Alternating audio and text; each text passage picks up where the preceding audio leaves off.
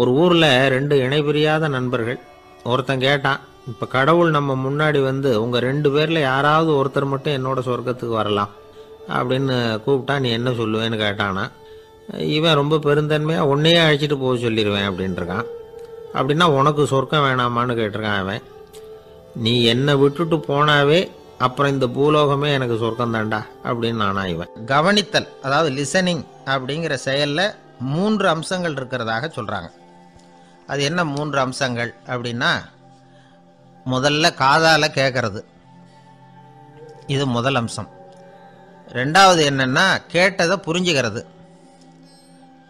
மூணாவது என்னன்னா என்ன புரிஞ்சுக்கிட்டோங்கிறத தெரிவிக்கிறது, ஃபீட்பேக் அப்படின்னு சொல்கிற மாதிரி. ஒரு ஆசிரியர் வகுப்பில் பாடம் நடத்திக்கிட்டு இருக்கிறார். வெறுமனே கேட்குற குழந்தை ஒரு காதால் வாங்கி இன்னொரு காதால் விட்டுடும். அதாவது கேட்குற குழந்தை அப்படி செய்யும். ஆனால் கவனிக்கிற குழந்தை கேட்டதை புரிஞ்சுக்கும். என்ன புரிஞ்சுக்கிட்டேன்னு கேட்டால் பதில் சொல்லும். இதுதான் கேட்கறதுக்கும் கவனிக்கிறதுக்கும் உள்ள வித்தியாசம். ஒரு புள்ளி விவர கணக்கு என்ன சொல்லுது தெரியுமா? ஒரு மனிதன் எழுதுறது மூலமாக 6% அறிவை பெருக்கிக்கிறானா. எழுதுறது மூலமாக. படிக்கிறது மூலமாக 19% அறிவை பெருக்கிக்கிறானா. பேசுறது மூலமாக 30% அறிவை பெருக்கி கொள்ளுகிறான் அப்படின்னு சொல்கிறாங்க. ஆனால் பாருங்கள், கவனிக்கிறது மூலமாக 45% அறிவை பெருக்கி கொள்ளுகிறான் அப்படிங்கிறது புள்ளி விவரம். அதனால் கற்றலின் கேட்டல் நன்று அப்படின்னு சொல்கிறாங்க இல்லையா, அது இதுதான். அதனால் கவனிக்கிறது மூலமாக அதிக அறிவை நாம் பெருக்கி கொள்ள முடியும். கேள்வி ஞானம்தான் ரொம்ப சிறந்தது அப்படிங்கிறார் வள்ளுவர். அதாவது கவனித்து கேட்கணும், அதுதான் முக்கியம். இப்போ மற்றவங்க சொல்கிறத நல்லா கவனிக்க முடியாதபடிக்கு நாமே சில தடைகளை ஏற்படுத்திக்கிறோம். அல்லது நம்ம அறியாமலே அப்படி ஒரு தடை உண்டாயிடுது. அந்த தடைகளை தாண்டணும் அல்லது தகர்த்து எறியணும் அப்படிங்கிறது பெரியவர்கள் சொல்லுகிற யோசனை. அது என்ன தடைகள் அப்படின்னா, நமக்கு தெரியாத இவர் என்ன சொல்லிட போகிறார் அப்படிங்கிற நினப்பு, இது ஒரு தடை. சொல்லி முடிக்கிறதுக்கு முன்னாடியே குறுக்க பேசுறது, மனசு அங்கேயும் இங்கேயும் அலையிறது, இதெல்லாம் தான் தடைகள். ஆசிரியர் பாடம் நடத்துகிறார் அப்படின்னா மாணவர்கள் அக்கறையாக கவனிக்கணும். அப்போ தான் பரீட்சையில் பாஸ் ஆக முடியும். வீட்டுக்குள்ள கணவன் சொல்கிறத மனைவி கவனித்து கேட்கணும். மனைவி சொல்கிறத கணவன் கவனித்து கேட்கணும், இல்லைன்னா குழப்பமாயிடும். ஒரு அம்மா கோயிலுக்கு போனாங்க. சேலையில் ஒரு முடிச்சு போட்டிருந்தாங்க. எதுக்கு சேலையில் முடிச்சு போட்டு வச்சுருக்குறீங்க அப்படின்னு கேட்டாங்க. எங்கள் வீட்டுக்காரர் ஒரு கடிதத்தை மறக்காமல் தபால் போட்டியில் போட்டுடணும்னு சொன்னார். ஞாபகத்துக்காக முடிச்சு போட்டு வச்சுருக்கிறேன் அப்படின்னாங்க. கடிதத்தை பெட்டியில் போட்டுட்டிங்களா அப்படின்னு கேட்டாங்க. அது எப்படிங்க முடியும், அவர் கடிதத்தை என்கிட்ட கொடுக்க மறந்துட்டாரே அப்படின்னாங்களாம். அதனால் மறக்கப்படாதுன்னு நினச்சிக்கிட்டே மறந்து விடுறது, இப்படி ஒரு வாழ்க்கை. அதனால் வாழ்க்கையில் நமக்கு இருக்கிறது செவிச்செல்வம் ரொம்ப முக்கியமானது. நிறைய கேட்கணும், சொல்கிறத விட கேட்கணும், கேட்கறத விட முக்கியம் கவனிக்கிறது. அப்படி கவனிக்கிறது மூலமாக நம்முடைய வாழ்க்கையில் வெற்றி பெறணும். அங்கே நபிகள் நாயகம் உட்கார்ந்துருக்கிறார். அந்த சமயம் அம்மா அங்கே வர்றாங்க. அவங்க கையில் திராட்சை பழ கொத்து, அதை கொண்டுக்கிட்டு நபிகள் கிட்ட கொடுக்குறாங்க. சாப்பிடுங்க அப்படின்னு சொல்லி ரொம்ப அன்பாக வேண்டிக்கிறாங்க. நபிகள் நாயகமும் ரொம்ப பிரியமாக அதை வாங்கிக்கிட்டார். அதுக்கப்புறம் அதை சாப்பிட ஆரம்பித்தார். நபிகள் நாயகம் மதீனாவில் தங்கியிருந்தப்போ இது மாதிரி நிறைய பேர் பழங்களையும் தின்பண்டங்களையும் கொண்டுகிட்டு கொடுக்கறது வழக்கம். நபிகள் நாயகம் என்ன பண்ணுவார்னா, அதையெல்லாம் வாங்குவார். உடனே பக்கத்தில் இருக்கிற தோழர்கள் எல்லாருக்கும் பகிர்ந்து கொடுப்பார், தானும் சாப்பிடுவார். இதுதான் எப்போதும் வழக்கம். ஆனால் இந்த தடவை என்னாச்சு தெரியுமா, அவர் அப்படி பண்ணலை. ஒவ்வொரு பழமாக எடுத்து தானே சாப்பிட்டுக்கிட்டு இருக்கிறார். அவர் விருப்பமாக சாப்பிடுகிற காட்சியை ஆசை தீர பார்த்துக்கிட்டு இருந்தாங்க அந்த வயசான அம்மா, அந்த பழத்தை கொடுத்தவங்க. அவங்களுக்கு ரொம்ப மகிழ்ச்சியாக இருந்தது, மன நிறைவாக இருந்தது. நாம் ஆசையாக கொண்டுக்கிட்டு கொடுக்குற பழத்தை நபிகள் நாயகம் இவ்வளோ பிரியமாக சாப்பிட்றாரே அப்படின்னு நினச்சி ரொம்ப சந்தோஷப்பட்டாங்க. அதுக்கப்புறம் அங்கேருந்து அவங்க புறப்பட்டு போயிட்டாங்க. இந்த அம்மா போனதுக்கப்புறம் பக்கத்தில் இருந்த தோழர்கள் பேச ஆரம்பித்தாங்க. ஏன்னா அவங்களுக்கு சந்தேகம், இன்றைக்கி வித்தியாசமாக நடந்துக்கிட்டாரே அப்படின்னு. அண்ணலே, எது உங்களுக்கு வந்தாலும் எங்கள் எல்லாருக்கும் கொடுத்துட்டு தான் நீங்கள் சாப்பிடுவீங்க. இன்றைக்கி மட்டும் நீங்கள் அப்படி செய்யலையே, எல்லா பழத்தையும் நீங்களே சாப்பிட்டீங்களே, அதுக்கு என்ன காரணம் அப்படின்னு கேட்டாங்க. இப்படி கேட்கறதுனால நாயகம் அதை தப்பாக புரிஞ்சுக்க மாட்டார் அப்படிங்கிறது அவங்களுக்கு தெரியும். யாரும் எதையும் அவர்கிட்ட கேட்கலாம், அப்படி கேட்கறதுக்கு உரிமை உண்டு. இந்த ஜனநாயக முறைகளுக்கு அவர்கள் கொடுத்த மரியாதை இது. தோழர்களின் கேள்விக்கு நபிகள் பதில் சொல்ல ஆரம்பித்தார். நண்பர்களே, அந்த அம்மா ரொம்ப பிரியமாக அந்த பழங்களை என்கிட்ட கொண்டுகிட்டு வந்து கொடுத்தாங்க. முதல்ல ஒரு பழத்தை எடுத்து வாயில் போட்டு பார்த்தேன். அது ரொம்ப புளிப்பாக இருந்தது, சாப்பிட்றது ரொம்ப கஷ்டம். உங்ககிட்ட யாருக்காவது அதை கொடுத்துருந்தா அதில் வாயில் போட்டதும் புளிப்பு தாங்காமல் முகம் சுழிச்சிருப்பீங்க. அதை அந்த அம்மா பார்த்துட்டாங்கன்னா வருத்தப்பட்டிருப்பாங்க. ஆசையாக கொண்டுகிட்டு வந்து நமக்கு கொடுத்துருக்குறாங்க. அவங்க அன்பான மனசை நோகடிக்கிறதுக்கு நான் விருப்பப்படலை. அதனால் முகம் சுளிக்காமல் சாப்பிட்ணுமேங்கிறதுக்காகத்தான் அந்த பழங்கள் பூராவே நானே சாப்பிட்டுட்டேன் அப்படின்னு புன்முறுவலோட பதில் சொன்னாராம் நபிகள் நாயகம். இன்னொருத்தர் மனசு புண்படக்கூடாதுங்கிறதுக்காக புளிப்பையும் இனிப்பாக ஏற்றுக்கொள்ளுகிற பண்பாடு இருக்குது பாருங்கள், அது ஒரு பெரிய நாகரிகம். அது எல்லாருக்கும் சுலபமாக வந்துடாது. நல்லா இருக்கிற பழத்தையே என்ன இவ்வளவு மோசமாக இருக்கேன்னு சொல்லுகிறவர்கள் தான் நம்மக்கிட்ட அதிகம். இந்த காலத்தில் இல்வாழ்க்கையில் இந்த நாகரிகத்தை சில பேர் கடைபிடிக்கிறது உண்டு. நல்லா இருக்க இல்லையோ முகம் சுளிக்காமல் சாப்பிட்ருவாங்க. ஏன்னு கேட்டால், எதுக்காக சார் வீண் வம்பு, ஏதோ நமக்குன்னு கொடுத்து வச்சது அவ்வளவுதான் அப்படின்னு நினச்சிக்கிட்டு போக வேண்டியது தானே அப்படிம்பாங்க. இவங்கெல்லாம் கூட ஒரு விதத்தில் பண்பாடு தெரிஞ்சவர்கள் தான். இப்போ ஒரு ஆள் ஊரெலாம் சுற்றி விட்டு கடைசியில் அழுத்து போய் ஒரு ஹோட்டலுக்குள்ளே நுழைஞ்சானான். ரொம்ப களைப்பாக இருந்தது அவனுக்கு. அதனால் ரொம்ப களைப்படைஞ்சு போய் ஒரு நாற்காலியில் போய் உட்காந்துருக்கிறான். இவனை பார்த்ததும் சர்வர் ஓடி வந்தார். சார் உங்களுக்கு என்ன வேணும்னு கேட்டார். எனக்கு தேவை 2 தோசையும் கொஞ்சம் அன்பான வார்த்தைகளும் அப்படின்னா. சர்வர் உள்ளே போனார். 2 தோசையை கொண்டாந்து வச்சார். அன்பான வார்த்தை கேட்டனே அப்படின்னா இவன். சர்வர் ரொம்ப பணிவாக குனிஞ்சு இவன் காதோரமாக சொன்னார், ஐயா இந்த தோசையை சாப்பிட்றாதீங்க, புளிச்சு போன பழைய மாவு அப்படின்னார். இது பாருங்கள், அன்பான வார்த்தையும் 2 தோசையும் கேட்டார், கொண்டாந்து கொடுத்துட்டார். இப்படி இருக்கிறவர்களும் இன்றைய மனிதர்களில் அதிகம். அதனால் மனிதர்கள் ஒவ்வொருத்தரும் ஒவ்வொரு விதம். நம்மக்கிட்ட பிரியமாக நடந்துகிறவர்கள் மனம் கோணும்படி நாம் நடந்து கொள்ளக்கூடாது அப்படிங்கிறது தான் நபிகள் நாயகம் அவருடைய செயல் மூலமாக நமக்கு உணர்த்தி இருக்கிற வாழ்வியல் உண்மை. கழுதைய நண்பர்கள் எங்கே போனாலும் சேர்ந்தே போவாங்க வருவாங்க. அப்போது அந்த கழுதை கொஞ்சம் கவலையோடு பேச ஆரம்பிச்சுதான். அதோ பாரு, அங்கே ஒரு புதர் தெரியுது இல்லையா, இந்த புதருக்குள்ளே ஒரு சிங்கம் இருக்குது. அந்த பக்கமாக நான் போகிறப்போ வர்றப்போலாம் அது என்கிட்ட வம்பு வளர்க்குது, தகராறு செய்யுது, என் மேலே பாயுது, என்னை தாக்குது, ஏன்னு தெரியல அப்படின்னுது. இதை கேட்டதும் அந்த குரங்கு சொல்லிச்சு, இனிமேல் கவலைப்படாத, இந்த தடவை நான் உன்னை காப்பாற்றுறேன்னுது. அதுக்கப்புறம் ஒரு நாள் அந்த குரங்கும் கழுதியும் அந்த புதர் பக்கமாக போய்கிட்டு இருந்தாங்க. எதிர்பார்த்தது மாதிரியே நடந்தது. அந்த சிங்கம் எதிரில் வந்தது, கழுதியை பார்த்தது, உடனே அது மேலே பாய ஆரம்பிச்சுட்டுது. அவ்வளவுதான். உடனே இந்த குரங்கு என்ன பண்ணிச்சு தெரியுமா, கிடுகிடுன்னு ஒரு மரத்து மேலே ஏறி உட்காந்துக்கிட்டுது. அங்கே உட்காந்துக்கிட்டு கீழே அந்த கழுதியும் சிங்கமும் போடுற சண்டையை வேடிக்கை பார்க்க ஆரம்பிச்சுட்டுது. கொஞ்ச நேரம் கழித்து அடிபட்ட காயத்தோடு அந்த கழுதை மெதுவாக நடந்து வந்தது. குரங்கும் மெல்ல மரத்தை விட்டு கீழே இறங்கிச்சு. இப்போ கழுதை கேட்டுது, என்னை காப்பாத்துறேன்னு சொல்லிவிட்டு காலை வாரி விட்டுட்டியே, நீ பாட்டுக்கு மரத்து மேலே ஏறி உட்காந்துக்கிட்டே, இது நியாயமானது.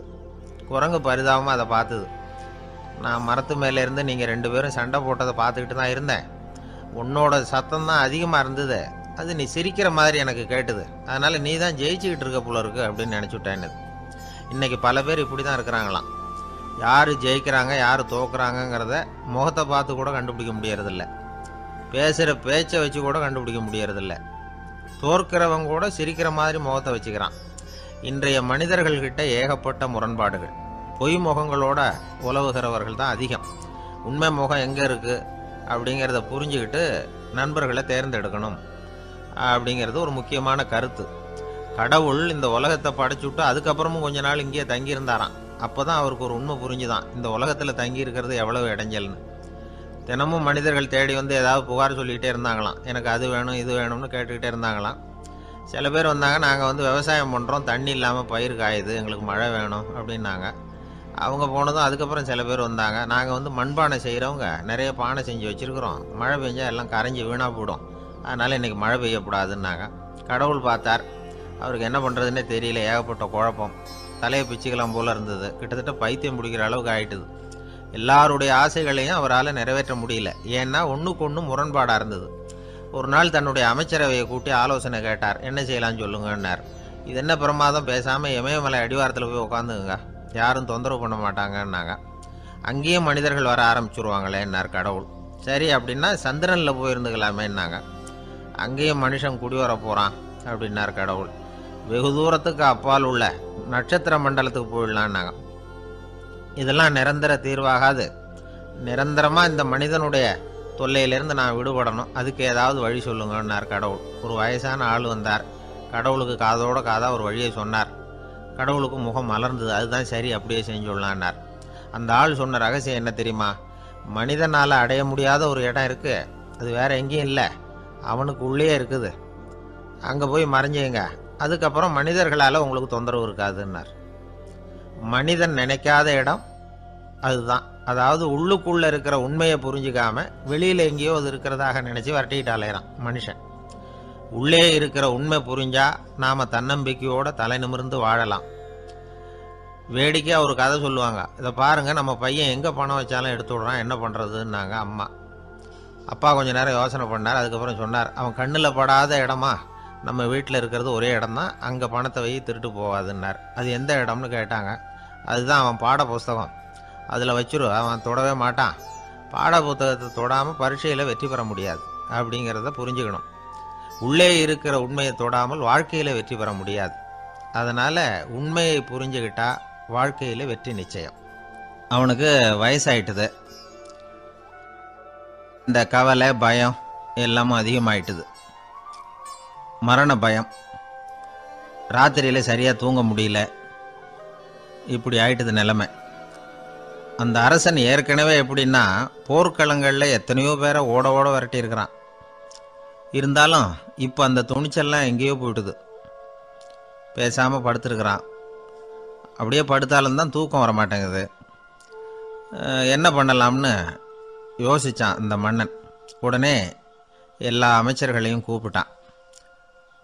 எனக்கு நிம்மதி இல்லை, எதை நினச்சாலும் பயமாக இருக்குது, எனக்கு ஒரு ஆலோசனை சொல்லுங்க அப்படின்னா. என்ன ஆலோசனை வேணும் அப்படின்னு சொல்லி கேட்டாங்க. எனக்கு ஒரு நெருக்கடியான சந்தர்ப்பம் ஏற்பட்டு போச்சுன்னு வச்சுக்கோங்க. அந்த நேரத்தில் நீங்கள் யாருமே என் பக்கத்தில் இல்லை ஆலோசனை சொல்கிறதுக்கு அப்படின்னா, அந்த சமயத்தில் எனக்கு உபயோகப்படுற மாதிரி ஒரு வாசகம், பொன்மொழி ஏதாவது சொல்லுங்கள். அதை நான் என்னுடைய வைர மோதிரத்துக்கு அடியில் பதிச்சு வச்சுக்கிறேன் அப்படின்னார். தேவைப்படுறப்போ உதவும் அப்படிங்கிறதுனால. அவர் போட்டிருந்த மோதிரமும் அதுக்கு தகுந்த மாதிரியே திறந்து மூடுறது மாதிரி அமைஞ்சிருந்தது. ஏதாவது வாசகம் எழுதுனா உள்ற வச்சுக்கலாம், அதுக்கான வசதி அதில் இருந்தது. அமைச்சர்கள்லாம் யோசனை பண்ணாங்க, இது மாதிரி ராஜா கேட்குறாரு, என்ன வாசகம் அதாவது பொன்மொழி சொல்லலாம் அப்படின்னு எல்லாரும் யோசனை பண்ணாங்க. ஒருத்தருக்குமே சரியாக தோணலை, ஒரே குழப்பமாக இருந்தது. ஏன்னா நெருக்கடியான சமயத்தில் உபயோகப்படுறது மாதிரி ஒரு பொன்மொழி வேணும்னு சொல்லியிருக்கிறார். அப்படி இப்படி யோசித்து பார்த்தா ஒன்றுமே தோணலை. எல்லாரும் குழம்பிக்கிட்டு இருந்த நேரத்தில் ஒரு பெரியவர் அந்த பக்கமாக வந்தார். அவர் சொன்னார், நான் வேணும்னா அதுக்கு பொருத்தமாக ஒரு வாக்கியம் சொல்கிறேன், ஆனால் ஒரு நிபந்தனை. அதை யாரும் ரொம்ப ஆர்வம் காரணமாக அவசரப்பட்டு படிச்சிடக்கூடாது. அதை ரகசியமாக அந்த மோதிரத்துக்குள்ளே எழுதி வச்சுக்கணும். எப்போவாவது இக்கட்டில் மாட்டிக்கிற சமயத்தில் மட்டும் வேறு வழியே இல்லை அப்படிங்கிற நிலைமையில் மட்டும்தான் அதை திறந்து பார்க்கணும். அப்படி நீங்கள் இருக்கிறதா இருந்தால் நான் அதை சொல்கிறேன் அப்படின்னார் அந்த பெரியவர். சரின்னு ஒத்துக்கிட்டாங்க எல்லாரும். அதே மாதிரி அவர் ஒரு வாக்கியத்தை சொன்னார். அவர் சொன்ன வாக்கியத்தை ரகசியமாக மோதிரத்துக்குள்ளே பதிச்சு மூடியாச்சு. ராஜா அதை விரலில் மாட்டிக்கிட்டார். கொஞ்ச நாள் ஆச்சு. அந்த ராஜாவுக்கு ஒரு சோதனை வந்தது. என்ன சோதனைன்னா, அடுத்த நாட்டு மன்னன் படையெடுத்துக்கிட்டு வந்துட்டான். அவன் இவர்கிட்ட ஏற்கனவே தோற்று போனவன், ஒரு வெறியில் வந்திருக்கிறான். தோற்று போனவன் மறுபடியும் சண்டைக்கு வந்தால் எப்படி வருவானோ அப்படி வர்றான். ஒரு வெறியில் வந்தான், ஜெயிச்சுட்டான். என்னாச்சு இவரோட நிலைமைன்னா, நாட்டை இழந்துட்டார், எல்லாத்தையும் இழந்துட்டார். கடைசியாக ஒரு அடிபட்ட குதிரையில் ஏறி தப்பிச்சு போயிட்டார், வேற வழி இல்லைன்னு. பின்னாடி துரத்திக்கிட்டு வராங்க. இவர் ஒரு மலை உச்சிக்கு போயிட்டார், அதுக்கும் அப்பால் போக முடியாது, ஏன்னா அந்த பக்கம் பயங்கர பள்ளம். உல்லாச பயணிகள் வந்து கண்டு கழிக்கிற இடம் அது. ஆனால் இவருக்கு அது சாவு பயணத்தின் வாசல், திரும்பவும் முடியாது. அவ்வளவு குறுகிய பாதை அது, வேற வழியே இல்லை. இந்த நேரம் சூரிய ஒளி மோதிரத்தில் பட்டு மின்னிச்சு. உடனே இவருக்கு ஞாபகம் வந்தது. மோதிரத்தை திறந்து படிக்கிறார். அதில் இருந்த வாசகம், இந்த நிலையும் மாறிவிடும், this too will pass away. அவருக்கு ஒரு தைரியம் வந்தது. பின்னாடி வந்தவங்களும் தேசம் மாறி வேற எங்கேயோ தேடி போயிட்டாங்க. அவங்க விரட்டிக்கிட்டு வரலன்னா இவ்வளவு அழகான ஒரு இடம் இருக்கிறதே எனக்கு தெரியாமல் போயிருக்குமேன்னு நினச்சார். இவ்வளவு அழகை ரசிக்கிறதுக்காக ஒரு நாட்டையே கூட இழக்கலாம்னு தோணுச்சு அவருக்கு. அமைதியாக அந்த அழகை ரசித்தார். எதிரிகள்லாம் எங்கேயோ போயிட்டாங்க. மன்னர் நாடு திரும்பினார். மறுபடியும் படைகளை திரட்டினார். கொஞ்ச நாளில் படை எடுத்துக்கிட்டு போனார். யாருக்கிட்ட தோற்று போனாரோ அவரையே வெற்றி கண்டு திரும்பி வர்றார். வரவேற்பு விழா பிரமாவப்படுது. ஆடல் பாடல் கோலாகலம். இதை பார்த்ததும் அந்த ராஜாவுக்கு தலைகால புரியல. நம்மளை இனிமேல் யாராலையும் ஜெயிக்க முடியாதுன்னு நினச்சார். அகம்பாவம் லேசாக எட்டி பார்த்தது. இப்போ மறுபடியும் சூரிய ஒளிப்பட்டு மோதிரம் மின்னிச்சு. அதை திறந்து மறுபடியும் படிக்கிறார். இந்த நிலைமையும் மாறிவிடும், this too will pass away. அவ்வளவுதான், அவர் மனசு அடங்க ஆரம்பிச்சுட்டுது, ஆணவம் போயிட்டுது. இதிலேருந்து நாம் தெரிஞ்சுக்க வேண்டியது என்னென்னா, எந்த சூழ்நிலையிலையும் நாம் கவலைப்பட வேண்டியதில்லை. ஏன்னா இங்கே எதுவுமே நிரந்தரம் இல்லை. அந்த ராஜா மாதிரியே நம்ம ஆள் ஒருத்தன் ஒரு மோதிரம் போட்டிருந்தான், அதுக்குள்ளே அவன் எழுதி வச்சுருந்த வாசகம் எதுக்கும் கவலைப்படாதே அப்படிங்கிறது தான். ஒரு நாள் பயங்கரமான கவலையோடு உட்காந்துருந்தான். பக்கத்தில் இருந்தவங்க சொன்னாங்க, இது மாதிரி சந்தர்ப்பத்தில் தான் நீ உன் மோதிரத்தை திறந்து பார்க்கணும்னாங்க. இவனுக்கு கவலையோடு எரிச்சலும் சேர்ந்துக்கிட்டது. அது எப்படி முடியும், இப்போ திருட்டு போனது என்னோட அந்த மோதிரம் தானே அப்படின்னு சொல்லிவிட்டு தலையில் கை வச்சுட்டு உட்காந்துட்டான். இப்படிலாம் சொல்கிறது உண்டு. இருந்தாலும் நாம் எந்த சூழ்நிலையிலையும் கவலைப்பட வேண்டியதில்லை அப்படிங்கிற உண்மையை புரிஞ்சுக்கணும். அப்படி கவலையை வெல்றதுக்கான வழி தெரிஞ்சுட்டதுன்னா வாழ்க்கையில் வெற்றி நிச்சயம். உங்கள் பையன் எப்படி சார் இருக்கான் அப்படின்னு விசாரித்தார் ஒருத்தர். அவன் என்ன சார், எதை சொன்னாலும் காதில் வாங்க மாட்டேங்கிறான், அவன் பாட்டுக்கு போகிறான் வர்றான் அப்படின்னு சொல்லி அழுத்துக்கிட்டார் அப்பா. பெரியவங்க சொல்கிறத சின்ன பிள்ளைங்க கேட்கறது இல்லைங்கிறது ஒரு குறை. பெரியவங்க சொல்கிறது சின்ன பிள்ளைங்க காதலையே விழறது இல்லைங்கிறது ஒரு குறை. இது கொஞ்சம் சீரியஸான விஷயம், கவனித்து பார்க்கணும். ஒரு குழந்தைக்கு காது சரியாக கேட்குதா இல்லையா அப்படிங்கிறத நாம் தான் கவனித்து பார்த்து கண்டுபிடிக்கணும். அதுவாக நம்மக்கிட்ட தவழ்ந்து அப்பா எனக்கு காது கேட்கல, அழைச்சிட்டு போங்க டாக்டர்கிட்ட அப்படின்னுலாம் சொல்லிக்கிட்டு இருக்காது. அது சரி, ஒரு குழந்தைக்கு காது சரிவர கேட்குதா இல்லையா அப்படிங்கிறத முன்கூட்டியே நாம் தெரிஞ்சுக்கிறது எப்படி? அதுக்கு சில வழி இருக்குது. உங்கள் குழந்தைய கொஞ்சம் அப்படி கவனித்து பாருங்கள்.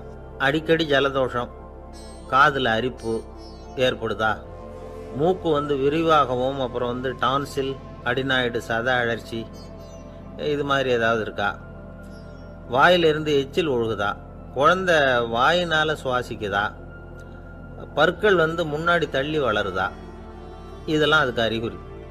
அப்புறம் இந்த VBDF TH இப்படி இந்த ஒலிகள் சேர்ந்த வார்த்தைகளை குழந்தை சரியாக புரிஞ்சுக்காது. இப்போ உதாரணத்துக்கு பட்டுன்னு சொல்லு குழந்தை அப்படின்னீங்கன்னா அது கட்டுன்னு சொல்லும். அதாவது பட்டு சவுண்டை அதால் புரிஞ்சுக்க முடியல. அப்புறம் உங்கள் குழந்தை உங்களை உறக்க பேச சொல்கிறானா, அடிக்கடி கேள்வி கேட்குறானா, சாப்பிட்றப்போ கவனம் இல்லாமல் இருக்கானா, படிப்பில் போதுமான முன்னேற்றம் இல்லையா, வகுப்பில் சரியாக கவனிக்கிறது இல்லையா, இப்படிலாம் இருந்தால் ஆரம்பத்திலேயே டாக்டர்கிட்ட அழைச்சிட்டு போய் சிகிச்சையை ஆரம்பிச்சுடலாம், குணப்படுத்தி விடலாம். குழந்தைக்கு காது சரியாக கேட்கலன்னா நீங்கள் செய்ய வேண்டியது என்ன தெரியுமா? அவனுக்கு காது கேட்கலேங்கிறதுக்காக அவன் முன்னாடி சத்தம் போட்டு பேசக்கூடாது. மெதுவாக சீராக பேசணும், அவனை பார்த்து பேசணும். உங்கள் உதட்டு அசைவுகள் அவனுக்கு உதவும், அதை பார்த்தே புரிஞ்சுக்குவான். நீங்கள் வாயில் வெத்தலை பாக்கு போட்டுக்கிட்டோ புகை பிடிச்சிக்கிட்டோ பேசக்கூடாது. அப்படி பேசினா அவனால் அந்த உச்சரிப்பை சரியாக புரிஞ்சிக்க முடியாது. ஒரு வார்த்தையை சொல்கிறீங்க, அவனுக்கு புரியல அப்படின்னா அதே வார்த்தையை மறுபடியும் சொல்லணும். அவனுக்கு நீங்கள் முதல்ல சொன்ன வார்த்தை புரியலேன்னு நினச்சிக்கிட்டு மறுபடியும் திருப்பி சொல்கிறப்போ அதே அர்த்தம் வரக்கூடிய வேற வார்த்தையை சொல்லக்கூடாது. இப்படிலாம் நடந்துக்கிட்டா அவனுக்கு மன திடத்தை ஏற்படுத்த முடியும். இல்லைன்னா அவனுக்கு தாழ்வு மனப்பான்மை வந்துடும். குழந்தைக்கு காது கோளாறுன்னா ஆரம்பத்திலேயே டாக்டர்கிட்ட அழைச்சிட்டு போனால் போதும், குணப்படுத்தி விடலாம். அப்புறம் பார்த்துக்கலாமே அப்படின்னு அலட்சியமாக இருந்துட்டாதான் கஷ்டம். சில பேர் கோபத்தில் சின்ன பிள்ளைங்க காதை பிடிச்சி திருகிறது உண்டு. இது ரொம்ப தப்பு. காது கையோடு வந்துட்டா என்ன பண்ணுறது? ஒரு வேடிக்கை கதை, அது கதை தான், நிஜமாக நடந்ததில்லை. அது மாதிரி நடக்காது. ஒரு வேடிக்கைக்காக சொல்லப்படுற கதை. அதாவது ஒரு வீட்டில் அப்பா அம்மாவை பார்த்து சொல்லிகிட்டு இருக்கார், இதை பாரு, நாளைக்கு காலையில் என்னை சீக்கிரம் எழுப்பி விட்டுரு, நான் செங்கல்பட்டு வரைக்கும் போயிட்டு வர வேண்டியிருக்கு அப்படின்னாராம். இதை அவங்க பையன் காதில் வாங்கிட்டு இருக்கான். அப்பாவுக்கு சிரமம் வேண்டாமே அப்படின்னு நினச்சி அவனே காலையில் யாருக்கும் தெரியாமல் எழுந்திரிச்சு புறப்பட்டு செங்கல்பட்டு போட்டான். சாயந்தரமாக திரும்பி வந்தான். அப்பா பையனை காணாமல் அலமோதிக்கிட்டு இருக்கிறார். சாயந்தரமாக பையனை பார்த்ததும் எங்கடா போயிட்டு வந்தேன்னு கேட்டார் கோவமா. செங்கல்பட்டுக்கு போயிட்டு வந்தேப்பா, நீ வேணா அலைய வேண்டாமேன்னு அப்படின்னா. எதுக்கடா போனேன்னு அதட்டினார். அதான்ப்பா, நீ நேற்று அம்மா கிட்ட சொல்லிக்கிட்டு இருந்த, அதை காதில் வாங்கினேன், உனக்காக நான் போயிட்டு வந்தேன் அப்படின்னா. உடனே எந்த காதில் வாங்கினேன் அப்படின்னு சொல்லி காதை பிடிச்சி திருகினார். அந்த காது கையோடு வந்துட்டுது. இது நடந்து கொஞ்ச நாள் கழித்து அந்த அப்பாவும் பையனும் கடத்தெருவில் போய்கிட்டு இருக்கிறாங்க. எதிரில் ஒரு நாய் ஓடி வந்தது. அதுக்கு 2 காதும் இல்லை. என்ன இது, இந்த நாய்க்குட்டிக்கு 2 காதும் இல்லை அப்படின்னார் அப்பா. அதுக்கு பையன் சொல்கிறான், அப்பா அது 2 தடவை செங்கல்பட்டுக்கு போயிட்டு வந்துருக்கும் அப்படின்னானா. ஒரே ஒரு ஊரில் ஒரு அம்மா இருந்தாங்க. அந்த அம்மாவுக்கு ஒரே ஒரு பிள்ளையாண்டான். அவனுக்கு ரொம்ப அக்கறையோடு கல்யாணம் பண்ணி வச்சாங்க. கல்யாணம் முடிஞ்சதும் மருமக பொண்ணு வீட்டுக்கு வந்து சேர்ந்தது. அப்பாடா, என் கடமை முடிஞ்சது, இனிமேல் அக்கடான்னு எங்கேயாவது ஒரு மூலையில் படுத்து கிடக்கலாம் அப்படின்னு நினச்சாங்க அந்த அம்மா. ஆனால் நினைக்கிறபடி எங்கே நடக்குது? அதுக்கப்புறம் தான் பிரச்சனையே ஆரம்பமாச்சு. மருமகள் குணம் சரியில்லை, ஒரு மாதிரி. அந்த பொண்ணு வீட்டுக்கு வந்ததுமே முதல் வேலையாக மாமியாரை பார்த்து, அதுதான் நான் வந்துட்டேன்ல, இனிமேல் உங்களுக்கு என்ன வேலைங்க, புறப்பட வேண்டியது தானே, காசி ராமேஸ்வரம்னு எங்கேயாவது போங்க அப்படின்ட்டு தான். மாமியாரை பார்த்தாங்க, கொஞ்சம் யோசனை பண்ணாங்க. இந்த பாருமா, நீ இப்படி சொல்கிறதுக்கு முன்னாடியே வீட்டை விட்டு புறப்படணுங்கிற முடிவுக்கு நான் வந்துட்டேன். வீட்டை மட்டும் இல்லை, இந்த உலகத்தை விட்டே கூட போகிறதுக்கு தயாராக இருக்கிறேன். ஆனால் ஒரே ஒரு விஷயத்துக்காக என் உயிரை கையில் பிடிச்சிக்கிட்டு இருக்கிறேன் அப்படின்னாங்களாம். என்ன விஷயம்னு கேட்டது இந்த மருமக பொண்ணு. வேற ஒன்றும் இல்லை, என் பிள்ளைக்கு கல்யாணம் பண்ணி வச்சுட்டேன். ஒரு பேர புள்ள பிறந்து அதை என் கண்ணால் பார்த்துட்டேன்னா நான் எங்கே வேணும்னாலும் போகிறதுக்கு தயாராக இருக்கிறேன் அப்படின்னாங்களாம் அந்த மாமியார். மாமியார் இப்படி சொல்கிறதுலேயும் நியாயம் இருக்கிறதாக பட்டுது அந்த பொண்ணுக்கு. சரி, அப்படியே இருந்து பார்த்துட்டு போகலாம் அப்படின்னு அனுமதி கொடுத்தது. கொஞ்ச காலத்தில் ஒரு பேரன் பிறந்தான். அந்த அம்மாவும் பேரனை கண்ணால் பார்த்துட்டாங்க. சரி, பேரனை பார்த்தாச்சுல்ல, இனிமேல் புறப்பட வேண்டியது தானே அப்படின்னது மருமக பொண்ணு. மாமியார் பார்த்தாங்க, நீ சொல்கிறது சரிதாம்மா, அதில் ஒன்றும் தப்பு இல்லை. என்னோட பேரன் உங்களை அம்மா அப்பான்னு கூப்பிடுறத என் காது குளிர கேட்டுட்டு போயிடுறேனே அப்படின்னாங்களாம். சரி, அந்த ஆசையை நிறைவேறட்டும் அப்படின்னு காத்துக்கிட்டு இருந்தாங்க.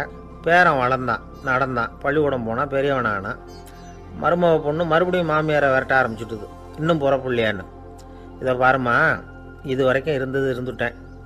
பேரனோட கல்யாணத்தையும் கண்ணால் பார்த்தா தான் இந்த கட்டை வேகும் போல் இருக்குது அப்படின்னு சொல்லி ஒரு மாதிரியாக பேச ஆரம்பித்தாங்க. இதுவும் நியாயமான ஆசையாக தான் படுது அப்படின்னு அது யோசிச்சிருக்கு அந்த பொண்ணு. சரின்னு அதுக்கும் ஒத்துக்கிட்டது. உடனே பேரனுடைய கல்யாணமும் முடிஞ்சது ஒரு வழியாக. இனிமே ஒரு நொடி கூட இங்கே இருக்கக்கூடாது, புறப்படுங்க அப்படின்னு மாமியாரை விரட்டிச்சான் அந்த பொண்ணு. இப்போ அந்த மாமியார் தன்னோட மருமகளை பார்த்து சொல்கிறாங்க, இதோ கிளம்பிட்டேம்மா, என் மூட்டை முடிச்செல்லாம் கட்டிக்கிட்டேன், புறப்பட்டுவிட்டேன். அப்படியே நீயும் உன் துணிமணிகளை மூட்டை கட்டிக்கிட்டு கிளம்பிடும், என்னோட சேர்ந்து 2 பேருமா சேர்ந்து போயிடலாம் அப்படின்னாங்களாம். அந்த பொண்ணு முழிக்குது. முழிக்காதே, உனக்கும் ஒரு மருமக வந்துட்டா, இனிமேல் நீயும் ஒரு மாமியார் தானே, உனக்கும் இனிமேல் இங்கே வேலை இல்லை, புறப்படு அப்படின்னாங்களாம்.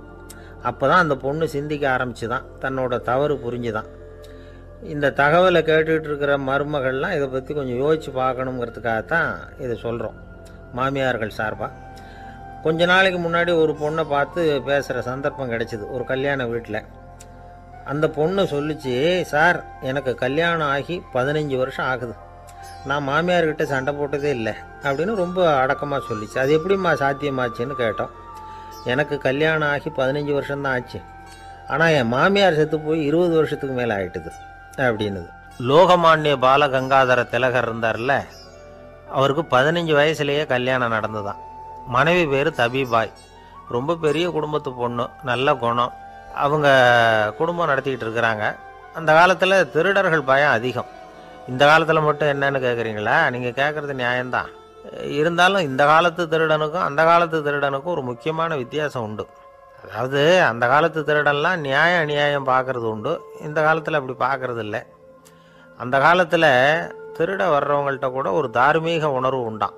அதாவது அப்போ உள்ள கொள்ளைக்காரங்க எதை களவாடினாலும் சரி, அரிசியை மட்டும் களவாடுறது இல்லையா, அப்படி ஒரு கொள்கை. அதனால் பாருங்கள், அந்த காலத்து பெண்கள் நகை நட்டுகளை பத்திரமா வைக்கணும்னா பெட்டியில் வைக்கிறது இல்லை, அரிசி பானையில் போட்டு வச்சு விடுறது. இப்போல்லாம் பேங்க்கில் சேஃப்டி லாக்கர்னு இருக்குல்ல, அது மாதிரி அந்த காலத்தில் சேஃப்டி லாக்கருங்கிறது அரிசி பானை. இந்த வளையல், மூக்குத்தி, தோடு இப்படி எதுவாக இருந்தாலும் அதில் போட்டு பத்திரமா வச்சுருவாங்க. திருடன் அரிசி பானை பக்கம் போகிறதில்ல. ஏன்னா சாப்பிட்ற விஷயத்தில் கை வைக்கக்கூடாது, அது பாவம் அப்படின்னு அவன் நினைக்கிறான். திலகரோட மனைவி தபீபாயும் அதே மாதிரி தன்னுடைய ஆபரணங்களை ஒரு அரிசி பானைக்குள்ளே போட்டு மூடி வச்சுருந்தாங்களாம். இப்படி இருந்தப்போ ஒரு நாள் ஒரு பிச்சைக்கார பொண்ணு வீடு வீடாக பிச்சை கேட்டுக்கிட்டே வந்திருக்குது. திலகர் வீட்டுக்கும் தர்மம் போடுங்க தாயே அப்படின்னு தான் அந்த பொண்ணு. அந்த அம்மா தபீபாய் காதில் இது விழுந்திருக்கு. உடனே கை நிறைய அரிசி அள்ளிக்கிட்டு போட்டிருக்கு. பாத்திரத்தில் அரிசியை போட்டதுக்கு அப்புறம் தான் தெரியுது, பளிச்சுன்னு கண்ணில் படுது. அதாவது அந்த அம்மாவோட வைர மூக்குத்தி ஒன்று அரிசியோடு சேர்ந்து அந்த பிச்சைக்கார பொண்ணு பாத்திரத்தில் போய் விழுந்துட்டுது. இந்த அம்மாவுக்கு மனசுக்குள்ளே குழப்பம், என்ன இப்படி ஆகிட்டுதே, மூக்குத்தி போயிட்டுதே, பிச்சை பாத்திரத்திலேருந்து அதை எப்படி எடுக்கிறது அப்படின்னு தயக்கம். வாயை திறந்து அதை கேட்கறதுக்கும் கூச்சம். திண்ணையில் உட்காந்துருந்த திலகர் இவ்வளவையும் பார்த்துக்கிட்டு இருக்கிறார். மனைவியின் மனசுக்குள்ளே நடக்கிற மௌன போராட்டத்தை அவர் நல்லா புரிஞ்சுக்கிட்டாராம். மனைவியை பார்த்து சொன்னாராம், தபீபாய், இது தெய்வ சம்மதம், அவளுக்கு சேர வேண்டிய மூக்குத்தி அவகிட்ட போயிட்டுது, பிச்சை பாத்திரத்தில் விழுந்த மூக்குத்தியை எடுக்க வேணாம் அப்படின்னாராம். சரின்னு சொல்லிவிட்டு மேற்கொண்டு எதுவும் சொல்லாமல் அந்த அம்மா வீட்டுக்குள்ளே போயிட்டாங்களாம். இந்த காலத்துலலாம் அது மாதிரி நடக்குமா? வெறும் அரிசியை போட்டுவிட்டு விவகாரம் பண்ணிகிட்டு இருக்க மாட்டோமா? ஒரு பெரிய மனுஷன் வீட்டுக்கு ஒரு பிச்சைக்காரன் வந்தான். ஐயா, நாங்கள் பிச்சைக்காரங்கள்லாம் சேர்ந்து ஒரு சங்கம் வச்சுருக்குறோம், அதுக்கு நிதி சேர்க்குறோம், அதுக்கு ஒரு 100 ரூபா கொடுத்தீங்கன்னா எங்களுக்கு பெரிய உதவியாக இருக்கும் அப்படின்னானா. அதெல்லாம் ஒன்றும் கொடுக்க முடியாது போ அப்படின்னாரான் அவர். அப்படின்னா ஒரு 50 ரூபாயாவது கொடுங்களேன் அப்படின்ட்டுருக்கான். அதுவும் முடியாதுன்னு சொல்லிவிட்டார். 25 ரூபா அப்படின்ட்டுருக்கான். எதுவும் முடியாது அப்படின்னாரான். சரிங்க, இவ்வளவு பெரிய வீட்டுக்கு வெறுங்கையோடு திரும்புறது நல்லா இருக்காது, அதனால் சும்மா ஒரு 1 ரூபா மட்டுமாவது கொடுங்க அப்படின்ட்டுருக்கான் அவன். ஒரு பைசா கூட என்கிட்ட கிடையாது அப்படின்னு விட்டாரான் இவர். அப்படின்னா நீங்கள் ஒரு காரியம் பண்ணுங்களேன் அப்படின்னானா அவன். என்ன செய்யணும் அப்படின்ட்டுருக்கார். எங்கள் சங்கத்தில் நீங்களும் ஒரு மெம்பராக சேர்ந்துருங்க அப்படின்னானா. காஞ்சிபுரத்தில் பல்லவ ராஜா ஒரு கோவில் கட்டினார், கைலாசநாதர் கோவில். அதுக்கு கும்பாபிஷேகம் பண்ணுறதுக்கு ஒரு நாள் குறிப்பிட்டு அதுக்கு வேண்டிய ஏற்பாடுகள்லாம் பண்ணினார். முதல் காரியமாக கடவுளை வேண்டிக்கிட்டார், நீங்கள் இந்த கும்பாபிஷேகத்துக்கு நேரில் கலந்துக்கணும்னார். கடவுள் அந்த ராஜா கனவுல வந்தார்.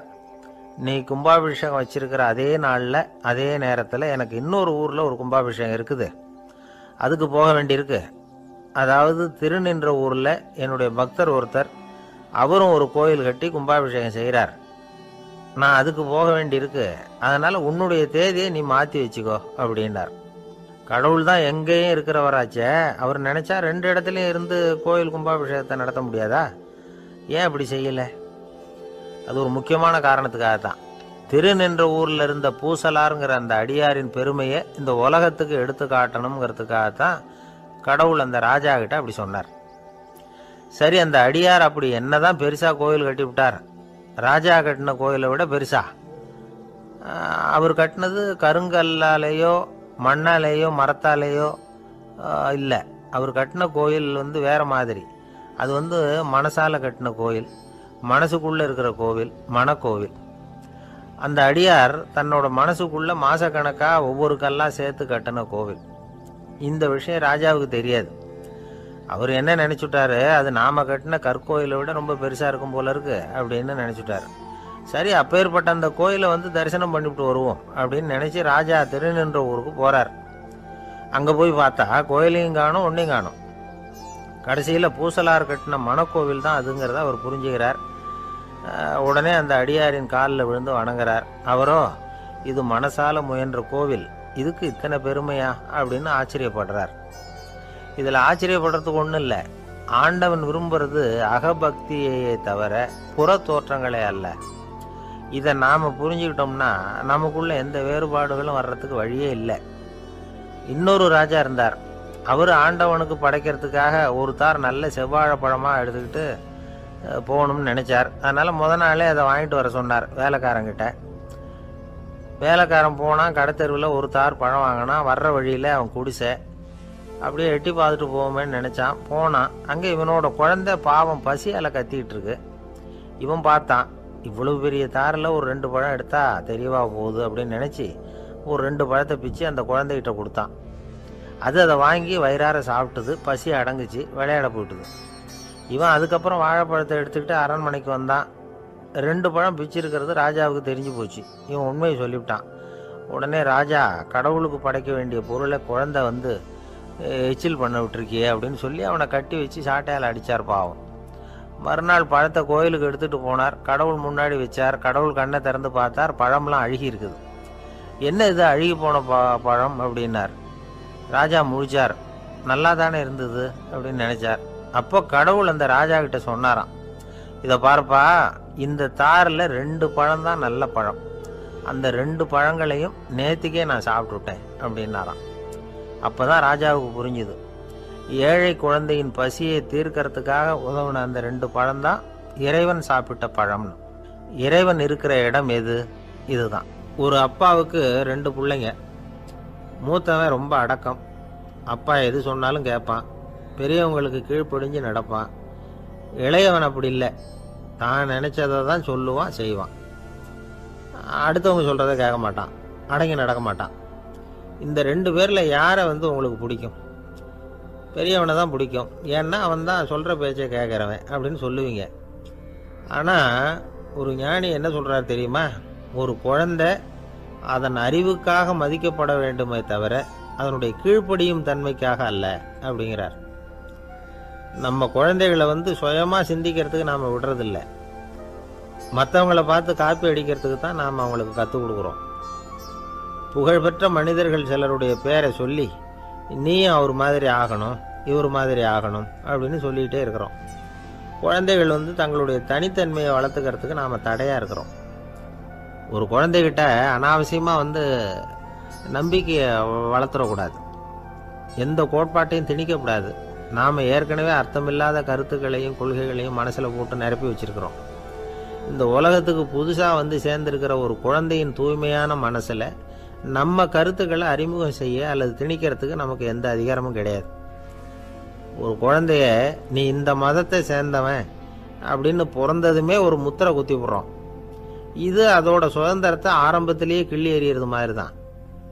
நீங்கள் ஒரு மதத்தின் வழிமுறைகளை கடைப்பிடிச்சிக்கிட்டு வர்றீங்க, அந்த வழியில் போய்கிட்டு இருக்கிறீங்க, சரி, அதனால் போகிறீங்க. அதுக்காக உங்கள் குழந்தையையும் அதே வழியில் தான் வரணும் அப்படின்னு கட்டாயப்படுத்துறதுக்கு உங்களுக்கு என்ன உரிமை இருக்குது? அந்த குழந்தை சுயமாக சிந்திச்சு ஒரு முடிவுக்கு வரட்டுமே, அதுக்கு நீங்கள் ஏன் தடையாக இருக்கிறீங்க? நமக்கு உண்மையிலேயே நம்ம குழந்தை மேலே அன்பு இருந்தால் இது மாதிரி திணிப்பு வேலைகளை செய்யக்கூடாது. திணிப்பு வேலைகளிலிருந்து குழந்தைகளை காப்பாற்றினா போதும். அதுதான் ரொம்ப முக்கியம். அடுத்த தலைமுறை அற்புதமான தலைமுறையாக உருவாகும்.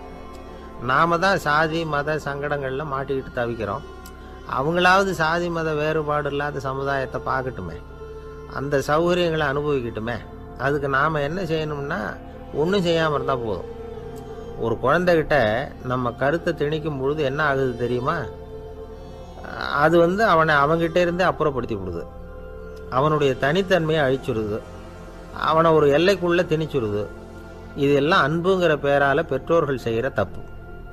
இதெல்லாம் கேட்டுக்கிட்டு இந்த காலத்தில் அப்பா ஒருத்தர் சொன்னார், நான் கருத்துக்களை எல்லாம் என் பையன்கிட்ட திணிக்கிறது இல்லைங்க, ஆனால் அதிகமாக சாப்பிட சொல்லி கட்டாயப்படுத்துவேன் அப்படின்னார். உங்கள் வீட்டு சமையல் அவ்வளவு நல்லா இருக்குமான்னு கேட்டாங்க. நல்லா இருந்தால் நான் ஏன் அவனை சாப்பிட சொல்லி கட்டாயப்படுத்த போகிறேன் அப்படின்னார். ஒரு ஊரில் ஒரு மன்னன் இருந்தான், கொடுங்கோல் மன்னன். நிறைய தொந்தரவு பண்ணிக்கிட்டு இருந்தான். அவன் ஒரு தடவை என்ன பண்ணான் தெரியுமா? ஒரு தப்பும் பண்ணாத ஒரு இளைஞனை பிடிச்சி ஜெயிலில் அடைச்சுட்டான். அந்த பையனோட சொந்தக்காரங்கள்லாம் ராஜா கிட்ட போனாங்க. அவன் ஒரு தவறும் பண்ணலை, அவனை விடுதலை பண்ணுங்க அப்படின்னு கெஞ்சி கேட்டுக்கிட்டாங்க. மன்னன் வந்து யோசனை பண்ணான். அந்த இளைஞனை கூப்பிட்டுக்கிட்டு வர சொன்னான். அவனை கொண்டாந்து ராஜா முன்னாடி நிறுத்தினாங்க. இதை பாருப்பா, உன்னை நான் விடுதலை பண்ணுவேன், ஆனால் ஒரு கண்டிஷன். அந்த நிபந்தனையை நீ நிறைவேற்றினா உனக்கு விடுதலை அப்படின்னா மன்னன். சரின்னு ஒத்துக்கிட்டான் பையன். மன்னன் வந்து கண்டிஷன் என்னங்கிறத சொன்னான். உங்ககிட்ட ஒரு செம்மறி ஆட்டை கொடுக்க போகிறேன். 1 மாதத்துக்கு அதுக்கு தேவையான தீனியையும் கொடுக்க போகிறேன். 1 மாதம் கழித்து அந்த ஆட்டை வந்து எடை போட்டு பார்ப்பேன். அந்த ஆட்டின் எடை கொஞ்சம் கூட கூடி இருக்கக்கூடாது. எடை கூடி இருந்தால் உனக்கு விடுதலை கிடையாது. என்ன சொல்கிற அப்படின்னா. பையனுக்கு ஒன்றும் புரியல, பயமாக போயிட்டுது. குழம்பிக்கிட்டே நின்றுக்கிட்டு இருக்கிறான். சரி, ஒரு நாள் டைம் தரேன், நல்லா யோசனை பண்ணி பார்த்துட்டு நாளைக்கு உன் முடிவை சொல்லு அப்படின்னா மன்னன். பையன் கவலையோடு வெளியில் வந்தான். அங்கே ஒரு பெரியவர் நின்றுக்கிட்டு இருந்தார். அவர்கிட்ட விஷயத்தை சொன்னான். அந்த பெரியவர் இந்த பையனுக்கு காதோட காதாக ஒரு வழியை சொல்லி கொடுத்தார். அதை கேட்டதும் பையன் மறுபடியும் மன்னன் முன்னாடி வந்து நின்னா, உங்கள் நிபந்தனையை ஏற்றுக்கிறேன்னு சொன்னான். மன்னன் வந்து ஒரு ஆட்டுக்குட்டியையும் அதுக்கு 1 மாதத்துக்கு தேவைப்படுற தீவனத்தையும் கொடுக்கும்படியாக உத்தரவு போட்டான். கொடுத்தாங்க. ஓடிட்டு போயிட்டான். 1 மாதம் தினமும் தவறாமல் அந்த தீவனத்தை ஆட்டுக்குட்டிக்கு போட்டுக்கிட்டு இருக்கிறான். 1 மாதம் கழித்து அந்த ஆட்டை வந்து அரண்மனைக்கு ஓட்டிகிட்டு போனான். மன்னன் அதை எடை போட்டு பார்க்குறான். எடை கூடவே இல்லை, அப்படியே தான் இருக்குது. உடனே போட்ட நிபந்தனைப்படி அந்த இளைஞனை வந்து விடுதலை பண்ணிவிட்டான். சரி, ஆட்டுக்கு எடை கூடாமல் இருக்கிறதுக்கு அந்த பெரியவர் சொல்லி கொடுத்த யோசனை என்ன அப்படின்னா, அது வேற ஒன்றும் இல்லை.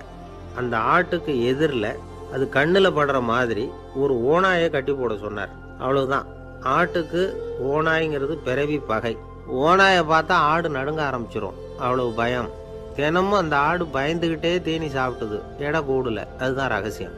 இது வந்து சின்ன பிள்ளைங்களுக்கான ஒரு கதை. இதிலேருந்து தெரிஞ்சுக்க வேண்டிய உண்மை என்னன்னா, நாமெல்லாம் சாப்பிட்றப்ப மனசும் உடம்பும் அமைதியாக இருக்கணும்.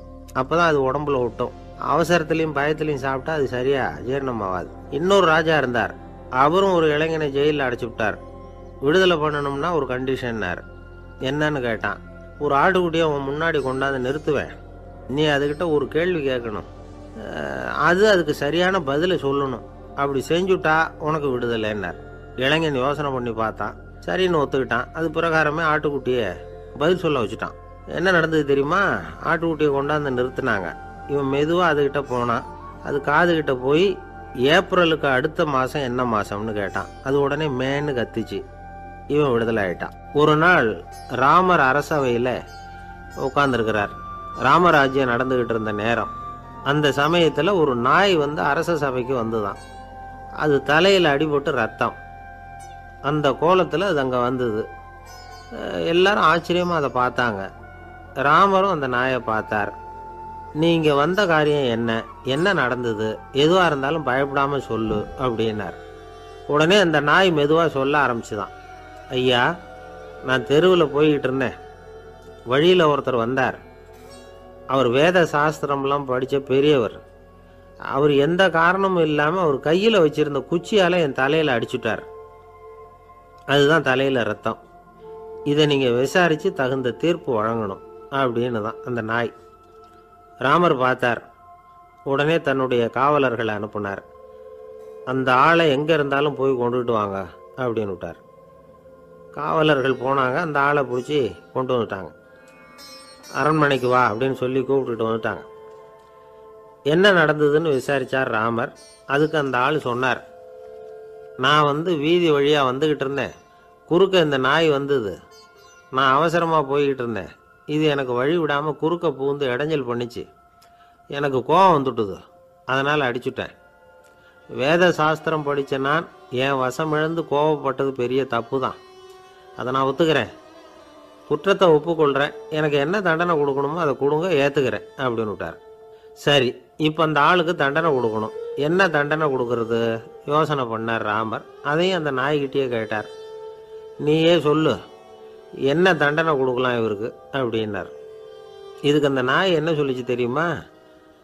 இவரை ஏதாவது ஒரு கோயிலுக்கு தர்மகர்த்தாவாக நியமனம் பண்ணிவிடுங்க, அதுதான் இவருக்கு சரியான தண்டனை அப்படின்னுது. இதை கேட்டதும் ராமர் முகத்தில் புன்னகை. ஆனால் அங்கே இருந்த மற்றவங்களுக்கெல்லாம் ஆச்சரியம். அது எப்படி தப்பு செஞ்சவங்களுக்கு தண்டனை கொடுக்கறது தானே நியாயம், அதை விட்டுட்டு தர்மகர்த்தா பதவியை கொடுக்க சொல்லுதே இந்த நாய் அப்படிங்கிற ஆச்சரியம். இந்த சந்தேகத்தை அந்த நாய்கிட்டேயே கேட்டாங்க அங்கே இருந்தவங்க. இதுக்கு அந்த நாய் பதில் சொல்லிச்சான். நான் போன பிறவியில் ஒரு கோயிலுக்கு தர்மகர்த்தாவாக இருந்தேன். எவ்வளவோ கவனமாக எச்சரிக்கையாக தான் என்னுடைய கடமைகளை எல்லாம் செஞ்சுக்கிட்டு வந்தேன். அப்படி இருந்தாலும் சில சமயங்களில் என்னையும் மீறி கோயில் செல்வத்தை நான் அனுபவிக்கிறதுக்கு காரணமாயிட்டேன். ஒரு கோவிலுக்கு தர்மகர்த்தாவாக இருக்கிறவங்க எப்படியும் இந்த பாவத்திலேருந்து தப்பிக்கிறது கஷ்டம். அதனால தான் நான் இந்த பிறவியில் நாயாக பிறந்து இப்படி கஷ்டப்படுறேன். இதே நிலைமை இந்த ஆளுக்கும் ஏற்படணும் அப்படிங்கிறதுக்காக தான் அவரையும் ஒரு கோயிலுக்கு தர்மகர்த்தாவை நியமிக்கும்படி கேட்டுக்கிட்டேன் அப்படின்னு தான் இந்த நாய். இதிலேருந்து என்ன தெரியுது? எந்த பதவியில் நாம் இருந்தாலும் நமக்கு தெரியாமல் கூட அதை தவறாக உபயோகப்படுத்தக்கூடாதுங்கிறத இதிலேருந்து புரிஞ்சுக்கணும். இல்லைன்னா அடுத்த பிறவியில் நாயாக பிறந்து எங்கேயாவது போய் வாழை ஆட்டிகிட்டு நிற்க வேண்டியது தான். கோவில் வாசலில் 2 நாய் பேசிக்கிட்டு இருந்து தான், போன ஜென்மத்தில் நான் மனுஷனாக தான் இருந்தேன். ஒரு கோவில் பூசாரி பேச்சை கேட்டுவிட்டு அவரோட கூட்டு சேர்ந்துக்கிட்டு ஆண்டவன் போட்டிருந்த நகையெல்லாம் அபகரித்து என்கிட்ட கொடுத்தாரு அவர். நான் எடுத்துகிட்டு வந்துட்டேன். திருடினது அந்த ஆள் தான், எடுத்துக்கிட்டு வந்தது தான் நான். இருந்தாலும் நான் மட்டும் நாயாக பிறந்துட்டேன். இப்போ மட்டும் அந்த பூசாரி என்கிட்ட மாட்டினா கடித்து குதறி விடுவேன் அப்படின்னு தான். அவசரப்பட்டு அப்படி செஞ்சுடாதே. பதிலுக்கு அவரும் உன்னை திருப்பி கடித்தாலும் கடிச்சிருவார். ஏன்னா அவரும் இப்போ ஒரு நாயாக தான் பிறந்திருக்கிறார் அப்படின்னு தான் இன்னொன்று. அது எப்படி உனக்கு தெரியும்னு தான் இது. நான் தானே அது அப்படின்னு தான் அந்த நாய். கணவன் மனைவி அன்பாக இருக்கணும், ஒருத்தர் நல்லா புரிஞ்சுக்கணும், விட்டு கொடுக்குற மனப்பான்மை வேணும். அதுதான் ஒரு நல்ல குடும்பம். இன்றைக்கி பல குடும்பங்களில் அர்த்தமில்லாத சண்டைகள் தான் அதிகம். கிராமப்புறங்களில் வேடிக்கையாக ஒரு கதை சொல்லுவாங்க. ஒரு ஊரில் ஒரு ஆள் இருந்தான். வேலை வெட்டி இல்லாமல் சும்மாவே இருந்தான். அவனுக்கு கல்யாணம் பண்ணி வச்சாங்களாம். மனைவி சேர்ந்தா. சும்மாவே உட்காந்துருக்கிறியே, ஏதாவது சம்பாதிக்கிற வழியை பாரு அப்படின்ட்டுருக்கா. அதுக்கு தான் யோசனை பண்ணிகிட்டு இருக்கிறேன், ஒரு அருமையான ஐடியா அப்படின்னு. நானா என்ன அது சொல்லு அப்படின்ட்டுருக்கா. அவன் ஒரு ஆட்டுக்குட்டி வாங்க போகிறேன்ருக்கான். அதை வாங்கி என்ன பண்ண போகிறேன்னா, அந்த குட்டி வளரும், பெருசாகும், அதுக்கப்புறம் அது நிறைய குட்டி போடும் அப்படின்ட்டுருக்கான். சரி, அப்புறம் என்ன, அதையெல்லாம் சந்தையில் கொண்டுட்டு போய் விற்றுவிட்டு அந்த காசுக்கு ஒரு எருவு மாடு வாங்கலாம். சரி, அது எதுக்கு? எருவு மாடு நிறைய பால் கொடுக்கும். அதை கொண்டுகிட்டு போய் பால் பண்ணையில் கொடுப்பேன், அல்லது நானே விற்றுருவேன், கை நிறைய காசு கிடைக்கும். அதுக்கப்புறம் ஒரு பசுமாடு வாங்குவேன், பாலையும் விற்கலாம், நாமளும் காய் போட்டு சாப்பிட்லாம் இப்படிலாம் சொல்லியிருக்கான். அப்போ அந்த பொண்ணு சொல்லிச்சான், அடுத்த தெருவில் இருக்கிற எங்கள் அம்மா வீட்டுக்கும் கொஞ்சம் பால் கொடுத்து அனுப்பலாம் அப்படின்ட்டுருக்கான் அந்த பொண்ணு. இந்த இடத்துல கணவனுக்கு கோவம் வந்துட்டுது. அது எப்படி உங்கள் அம்மா வீட்டுக்கு எதுக்கு கொடுக்கணும், அதெல்லாம் முடியாதுன்றிருக்கான். இந்த இடத்துல சண்டை ஆரம்பமாயிட்டுது. கொஞ்ச நேரத்தில் 2 பேரும் சத்தம் போட ஆரம்பிச்சிட்டாங்க. கடுமையான சண்டை நடக்கிறத பக்கத்து வீட்டுக்காரன் காதில் வாங்கினான். அவன் ஓடியாந்தான். அவனுக்கு தெரியும், வாங்காத மாட்டுக்காக இப்படி சண்டை போட்டுக்கிட்டு இருக்கிறாங்கங்கிறது அவனுக்கு புரியும். அவன் ஓடி சொன்னான், ஏண்டா உன்னோட பசுமாட்டை ஒழுங்காக கட்டி போடக்கூடாதான்ருக்கான். என்னடா சொல்கிறேன்னா, இவன் உன் மாடு என் தோட்டத்தில் மேய்ஞ்சுட்டுது, பயிரெலாம் நாசமாயிட்டுது, 10,000 ரூபா அளவுக்கு சேதம், அதை வாங்கிட்டு போகிறதுக்கு தான் வந்தேன், குடுறா 10,000 நானா. இவன் அரண்டு போயிட்டான். அப்புறம் சொன்னான், டே நான் இன்னும் மாடே வாங்கலையே, அதுக்குள்ளே அது எப்படிடா உன் தோட்டத்தில் மேயும், என்னடா உளர்றேன்ருக்கான். நீ தாண்டா இப்போ உளறிக்கிட்டு இருக்க, மாடே வாங்கலை, அதுக்குள்ளே எப்படிடா உன்னுடைய மனைவி அவங்க அம்மா வீட்டுக்கு பால் கொடுத்து அனுப்ப முடியும் அப்படின்னு அவன் கேட்டானா. நம்மளுக்கு இப்போ தான் புத்தி வந்துதான். அர்த்தமே இல்லாத சண்டை போட்டுக்கிட்டு இருக்கிறோம் அப்படிங்கிறத அவன் புரிஞ்சுக்கிட்டானான். இது நம்ம முன்னோர்கள் சொல்லியிருக்கிற ஒரு கதை. சண்டையில் தான் அர்த்தம் இல்லையே தவிர கதையில் அர்த்தம் உண்டு. அதாவது இல்லாத விஷயங்களுக்காக சண்டை போட்டுக்கிட்டு இல்லறத்தை வீணாக்கிக்கிட்டு இருக்கிற மனிதர்கள் இன்றைக்கு நிறைய பேர் இருக்கிறாங்க. ஒருத்தன் தன்னுடைய மனைவியை பற்றி மாமனார்கிட்ட புகார் சொன்னானா, மாமா உங்கள் பொண்ணு அர்த்தமில்லாத சண்டை போடுறா, எதுக்கு எடுத்தாலும் எடுத்தெறிஞ்சு பேசுகிறா அப்படின்ட்டுருக்கான். நீ எப்படி மாப்பிள்ளை அதை சமாளிக்கிற அப்படின்னு கேட்டிருக்காரு அவர். அவள் எடுத்தெறியறது என் மேலே படாமல் ஒதுங்கி நின்றுக்கிறேன் அப்படின்னு நானா இவன். ஒரு சிகை அலங்கார கூடம், ரொம்ப சுறுசுறுப்பாக எல்லாரும் வேலை செஞ்சுக்கிட்டு இருக்கிறாங்க. முடிவெட்டிக்க வந்திருக்கிறவங்க நிறைய பேர், எல்லாரும் வரிசையாக உட்காந்துருக்குறாங்க. அந்த சமயத்தில் திடீர்னு கதவை திறந்துக்கிட்டு ஒருத்தர் உள்ளே வர்றார். அவர் ஒரு பெரிய மனிதர். அவரும் முடிவெட்டிக்கிறதுக்காக தான் உள்ளே வந்திருக்கிறார். அவரை பார்த்த உடனே அங்கே வரிசையில் உட்காந்துருந்தவங்க எல்லாரும் எழுந்திரிச்சு அவர்கிட்ட வந்துட்டாங்க. அவரை சுற்றி நின்றுக்கிட்டாங்க. எப்படி இருக்கிறீங்க, நல்லா இருக்கீங்களா அப்படின்னு விசாரிக்க ஆரம்பிச்சிட்டாங்க. எல்லாம் முடிஞ்சதும் வந்தவர் கேட்டார், வரிசையில் கடைசியாக இருக்கிறவர் யார் அப்படின்னு கேட்டார். ஏன்னு கேட்டாங்க. நான் அதுக்கு அடுத்தபடியாக உட்காரணும், அதுக்காக தான் கேட்குறேன் அப்படின்னார். உடனே அங்கே இருந்தவங்கள்லாம் என்ன சொன்னாங்க தெரியுமா, நீங்கள் வரிசையில் காத்திருக்கக்கூடாது, நீங்கள் அரசாங்கத்தின் தலைவர், உங்களுக்கு நேரம் முக்கியம், அதனால் நீங்கள் முன்னாடி போங்க அப்படின்னு சொன்னாங்க. ஆனால் அதை அவர் கேட்கல. தோழர்களே, உங்களுடைய கருத்துக்கு ரொம்ப நன்றி, எல்லாரும் வரிசையாக தான் வரணும், அதுதான் முறை வரிசையில் வரணுங்கிற நடைமுறையை நானும் பின்பற்ற விரும்புகிறேன். நாம் எல்லாரும் சமமானவர்கள் அப்படின்னார். இப்படி சொல்லிவிட்டு வரிசையில் கடைசியாக இருந்த ஒரு நாற்காலியில் போய் உட்காந்துக்கிட்டார். தன் சட்டை பையில் இருந்த ஒரு செய்தித்தாளை எடுத்தார், படிக்க ஆரம்பிச்சிட்டார்.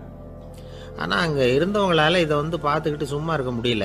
ஒருத்தர் எழுந்திரிச்சு வந்தார். ஐயா, இப்போ என்னுடைய முறை வந்திருக்குது, நான் தான் போக வேண்டிய முறை. உங்களை இங்கே காத்திருக்க வைக்கிறத விட ஒரு 5 ஆண்டுகளுக்கு கூட நான் முடிவெட்டிக்காமே இருந்துட முடியும் அப்படின்னார். அவர் மறுபடியும் சொன்னார், ஐயா, நீங்கள் வரிசை முறையை தாண்டி போக விருப்பப்படல, சரி, ஆனால் என்னுடைய முறையை மாற்றி கொடுக்கறதுக்கு எனக்கு முழு உரிமை இருக்குது. இதுக்கு பதிலாக உங்களுடைய கடைசி இடத்த நான் எடுத்துக்கிறேன், இதை நீங்கள் மறுக்க முடியாதுன்னார். அங்கே இருந்த மற்றவங்களும் இதை ஒரு மனசாக வற்புறுத்த ஆரம்பிச்சிட்டாங்க. அந்த பெரிய மனிதர் பார்த்தார், சரின்னு கடைசியாக ஒத்துக்கிட்டார். அவர் யார் தெரியுமா? அவர் தான் மாவீரர் லெனின். ரஷ்யாவில் கிரெம்ளின் சிகை அலங்கார கூடத்தில் தான் இது நடந்தது. எல்லாரும் இந்நாட்டு மன்னர்கள்னு வாயளவில் பேசுகிறதுல என்ன பிரயோஜனம்? நாம் எல்லாரும் சமங்கிறத நடைமுறையில் கடைப்பிடிச்சி காட்டினவங்க கொஞ்சம் பேர் தான். அவங்களில் ஒருத்தர் தான் லெனின். வரிசையில் நின்று வர்றதுங்கிறது ஒரு சிறந்த பண்பு, உயர்ந்த பண்பு. இன்றைக்கி பல இடங்களில் அது நமக்கு தேவைப்படுது. ஒரு ரேஷன் கடைவாசல், கடை திறக்கிறதுக்கு முன்னாடியே எல்லோரும் வரிசையில் நின்றுட்டாங்க. கடைசியாக வந்த ஒருத்தர் க்யூவில் முன்னாடி போகிறதுக்கு முயற்சி பண்ணுறார். ஏற்கனவே நின்றுட்டு இருக்கிறவங்க அவரை முன்னாடி போகிறதுக்கு விட மாட்டேங்கிறாங்க. கடைசியாக போய் நில்லையா அப்படின்னு எல்லோரும் கத்துறாங்க. அது அவர் காதில் வாங்கலை. முண்டி அடிச்சுக்கிட்டு முன்னாடி போகிறதுக்கே முயற்சி பண்ணிகிட்டு இருக்கிறார். எல்லாரும் சேர்ந்து அவரை வலுக்கட்டாயமாக இழுத்து கொண்டாந்து பின்னாடி கொண்டு போய் நிறுத்திவிட்டாங்க. நிறுத்திவிட்டு சொன்னாங்க, அதை பாருப்பா, நாங்கள் இருக்கிற வரைக்கும் நீங்கள் முன்னாடி போய் எதையும் வாங்க முடியாது, தெரிஞ்சுக்கோ அப்படின்னாங்க. இப்போ அந்த ஆள் சொன்னாராம், நான் இங்கே பின்னாடி நிற்கிற வரைக்கும் நீங்களும் எதுவும் வாங்க முடியாது அப்படின்னாராம். ஏன்னு கேட்டிருக்கிறாங்க. நான் தான் அந்த கடையை திறக்க வேண்டிய ஆள் அப்படின்னா. ஒரு சராசரி மனிதனுடைய இயல்பு என்ன? இன்பம் வந்தால் துள்ளி குதிப்பான், துன்பம் வந்தால் சோர்ந்து போய் ஒரு மூலையில் உட்காந்துருவான். இவன் தான் சராசரி மனிதன். ஆனால் ஒருத்தன் இன்பம் வந்தால் அதுக்காக மகிழ்ச்சி அடையிறதில்ல, துன்பம் வந்தால் அதுக்காக சோர்ந்து போகிறதில்ல அப்படின்னு வச்சுக்கோங்க. அப்படி இருந்தால் அவன் சாதாரண ஆள் கிடையாது. ஒரு ஊரில் ஒரு ஞானி இருந்தார். அவரை தேடிட்டு ஒரு பெரியவர் வந்தார். ஐயா, ஞானத்தில் சிறந்த ஞானம் எது அப்படின்னு கேட்டாராம். இதுக்கு அந்த ஞானி என்ன பதில் சொன்னார் தெரியுமா? இன்பத்தினால மகிழ்ச்சி அடையாமலும் துன்பத்தினால சோர்வு அடையாமலும் இருக்கிறது தான் அந்த ஞானம், பெரிய ஞானம் அப்படின்னாராம். சரி சுவாமி, அப்படிப்பட்ட ஞானம் உங்களுக்கு எப்படி வந்ததுன்னு கேட்டிருக்காரு இவர். அதை நான் ஒரு கழுதைகிட்ட இருந்து கற்றுக்கிட்டேன் அப்படின்னாராம் அவர். இவருக்கு ஒன்றும் புரியல, ஒரு மாதிரியாக முழிச்சிருக்கிறார். இதை அவர் புரிஞ்சுக்கிட்டார். நீங்கள் நாளைக்கு காலையில் நம்முடைய ஆசிரமத்துக்கு வாங்க, புரிய வைக்கிறேன்னாராம். சரின்னு அவர் போயிட்டார். மறுநாள் காலையில் ஆசிரமத்துக்கு சேர்ந்தார். ஞானி அவரை கூப்பிட்டு உட்கார வச்சார். வாங்க, இப்படி உட்காருங்க, கொஞ்ச நேரத்தில் இந்த வழியாக ஒரு கழுதை போகும், அதை கவனித்து பாருங்கன்னாராம். இவருக்கு இன்னமும் ஒன்றும் புரியாமல் போச்சு, ஒரே குழப்பம். இருந்தாலும் அந்த ஞானி சொன்னது மாதிரியே உட்காந்துருக்கிறார். கொஞ்ச நேரத்தில் அந்த வழியாக ஒரு கழுதை போச்சு. அது முதுக நிறைய அழுக்கு மூட்டைகள், அதை சுமந்துக்கிட்டு போகுது. ஒரு செலவு தொழிலாளி அதை ஓட்டிக்கிட்டு போகிறார். கொஞ்சம் தூரத்தில் ஒரு ஆறு இருக்குது. அங்கே போய் துணியெல்லாம் சுத்தப்படுத்திக்கிட்டு சாயந்தரமாக திரும்பி இந்த வழியாகவே வருவாங்க. ஞானி சொன்னது மாதிரியே இந்த பெரியவர் அழுக்கு மூட்டையை சுமந்துக்கிட்டு போகிற அந்த கழுதையை கவனித்தார். கழுதை போயிட்டுது. அதுக்கப்புறம் ஞானியை திரும்பி பார்த்தார். இப்போ அந்த ஞானி சொன்னார், சாயந்தரம் வரைக்கும் நீங்கள் இங்கேயே இருக்கணும்னார். அதே மாதிரி இவர் இருந்தார். சாயந்தரமாக அந்த ஞானி சொன்னார், ஐயா, இப்போ கொஞ்ச நேரத்தில் அந்த கழுதை இந்த வழியாக திரும்பி வரும், அதையும் கவனித்து பாருங்கன்னார். இவரும் கவனித்து பார்க்குறார். கழுதை வந்தது. அது முதுகில் சலவை செய்யப்பட்ட துணி மூட்டை, அது பாட்டுக்கு சுமந்துக்கிட்டு போய்கிட்டு இருக்குது. பெரியவருக்கு ஒன்றும் புரியல, பொறுமை இழந்துட்டார். சரி சுவாமி, இந்த கழுதைக்கும் உங்கள் ஞானத்துக்கும் என்ன சம்பந்தம் அப்படின்னார். இப்போ அந்த ஞானி விளக்கினார். ஐயா, இந்த கழுதை இதே மாதிரி தினமும் காலையில் அழுக்கு மூட்டைகளை சுமந்துக்கிட்டு ஆற்றுக்கு போகுது, மாலையில் வெண்மையான சுத்தமான துணிகளை சுமந்துக்கிட்டு திரும்பி ஊருக்கு போகுது. காலையில் இது போகும்பொழுது முதுகில் அழுக்கு மூட்டைகளை சுமந்துக்கிட்டு போகிறோமேங்கிற வருத்தமும் அதுக்கு கிடையாது. சாயந்தரம் திரும்பி வரும்பொழுது சுத்தமான துணிகளை சுமந்துக்கிட்டு வர்றோமேங்கிற மகிழ்ச்சியும் அதுக்கு இல்லை. இதை பார்த்து தான் நானும் அது மாதிரி ஞானத்தை கற்றுக்கிட்டேன் அப்படின்னாராம். அதனால் யார் கற்றுக் கொடுக்குறாங்க அப்படிங்கிறத விட எதை கற்றுக்கிறோம் அப்படிங்கிறது தான் முக்கியம். ஒரு சினிமா பார்க்குறோம், ஒரு அருவி கொட்டுறது மாதிரி காட்சி வருது, தண்ணீர் வழியுது. படம் முடிஞ்சதும் பார்த்தீங்கன்னா அந்த திரை என்ன நனைஞ்சு போயா இருக்கும். ஒரு தீப்பிடிச்சு எரியிற காட்சியை சினிமாவில் பார்க்குறீங்க, காட்சி முடிஞ்சதும் அந்த வெண் திரையே கருகி போயா இருக்கும். படத்தில் வர்ற தண்ணீரும் நெருப்பும் அந்த திரையை பாதிக்கிறது இல்லை. நாம் அந்த திரை மாதிரி இருக்கிறதுக்கு கற்றுக்கணுமா. அந்த பக்குவம் வந்துட்டுதுன்னா இன்பமும் துன்பமும் நம்ம எதுவும் செய்யாது. ஒரு சினிமாவை பார்க்குற வரைக்கும் சிரிக்கலாம், அழலாம். பார்த்துட்டு வெளியில் வரும்பொழுது அழுதுகிட்டே வரக்கூடாது. ஒருத்தர் வந்தார், அப்படி படம் முடிஞ்சு வெளியில் வரும்பொழுது அருவி மாதிரி கண்ணீர் சிந்திக்கிட்டே வரார். ஏன் சார் படம் அவ்வளவு சோகமா அப்படின்னு கேட்டார். இன்னொருத்தர், இல்லை சார் கூட்டம் ரொம்ப குறைச்சல் சார், மொத்தம் படம் பார்க்க வந்தவங்களே 15 பேர் தான் சார் அப்படின்னார் கண்ணீரை தொடச்சிக்கிட்டே. அதுக்கு நீங்கள் ஏன் சார் அழறீங்கன்னு கேட்டார் அவர். இந்த படத்தோட தயாரிப்பாளரே நான் தான் சார் அப்படின்னாரா இவர். நமக்கு முன்னாடி நமக்கு வேண்டிய ஒருத்தர் ஒரு கிளாஸில் நமக்கு பழச்சாறு கொண்டாந்து வைக்கிறாருன்னு வச்சுக்கோங்க. உடனே நாம் என்ன பண்ணுவோம்? எடுத்து கிடுகிடுன்னு சாப்பிட்ருவோம் அடுத்தவங்க யாரும் வர்றதுக்குள்ள. அதை விட்டுட்டு அதை கொண்டாந்து வச்சவர்கிட்டயே அதோட விலை என்ன அப்படி இப்படின்னு நான் கேட்டுக்கிட்டு இருப்போம். நாம் கேட்க மாட்டோம். ஆனால் காந்திஜி அப்படி கேட்டாராம். எப்போ தெரியுமா? 1935. அந்த வருஷம் மே மாதத்தில் ஒரு நாள் காந்திஜி டெல்லியில் இருக்கிறார். அப்போ அவருக்கு 2 டம்ளர் மாம்பழச்சாறு கொண்டாந்து கொடுக்குறாங்க. அதை வாங்குறார். இதோட விலை என்ன அப்படின்னு கேட்டார் காந்திஜி. யாருக்கிட்ட கேட்டார்னா மனுபென் காந்திகிட்ட கேட்குறார். அவங்க தான் கொண்டாந்து கொடுக்குறாங்க. காந்திஜிக்கு உதவி செய்யறதுக்காக அவர் கூடவே இருந்தவங்க அவங்ககிட்ட தான் கேட்குறார். காந்திஜி சும்மா வேடிக்கைக்காக இப்படி கேட்குறாருன்னு நினச்சிட்டாங்க அந்த அம்மா. அதுவும் இல்லாமல் அதோட விலையை கேட்டால் காந்திஜி நிச்சயமாக அதை சாப்பிட மாட்டார் அப்படிங்கிற பயம் வேற. அதனால் அந்த அம்மா பதில் எதுவும் சொல்லாமல் கம்முன்னு இருந்துட்டாங்க. கொஞ்ச நேரம் ஆச்சு. அந்த பழச்சாறு வச்ச இடத்துல அப்படியே இருக்குது. வச்ச இடத்துல வச்சபடியே இருக்குது. காந்திஜி அதை சாப்பிடவே இல்லை. மனுபென் காந்தி பார்த்தாங்க. மெதுவாக காந்திஜிக்கிட்ட போய் அதை சாப்பிடுங்களேன் அப்படின்னாங்க. பழச்சாறு விலை என்னன்னு கேட்டேன். அதுக்கு பதில் இல்லை. அது முதல் தப்பு. பதிலை எதிர்பார்த்திருந்தும் அதை பற்றி விசாரிக்கல. அது 2வது தப்பு. இப்படி 2 தப்புகளை பண்ணிவிட்டு என்கிட்ட இதை சாப்பிடுங்கன்னு சொன்னால் அது எப்படி அப்படின்னு கேட்டாராம் காந்திஜி. மனுபென் காந்தி என்ன சொல்கிறதுன்னு தெரியாமல் திகைச்சு போய் நின்றுக்கிட்டு இருந்தாங்க. காந்திஜி தொடர்ந்து சொன்னாராம். இப்போ என் முன்னாடி வச்சிருக்கிற இந்த பழச்சாறு விலை சுமாராக ஒரு ₹1/2 இருக்கும். அது அந்த காலத்து மதிப்பு. இந்த பழச்சாறு இல்லாமல் கூட என்னால் இருக்க முடியும். ஆனால் அவசியமான பொருள்களை வாங்கிறதுக்கு கூட சக்தி இல்லாத மக்கள் இந்த நாட்டில் நிறைய பேர் இருக்கிறாங்க.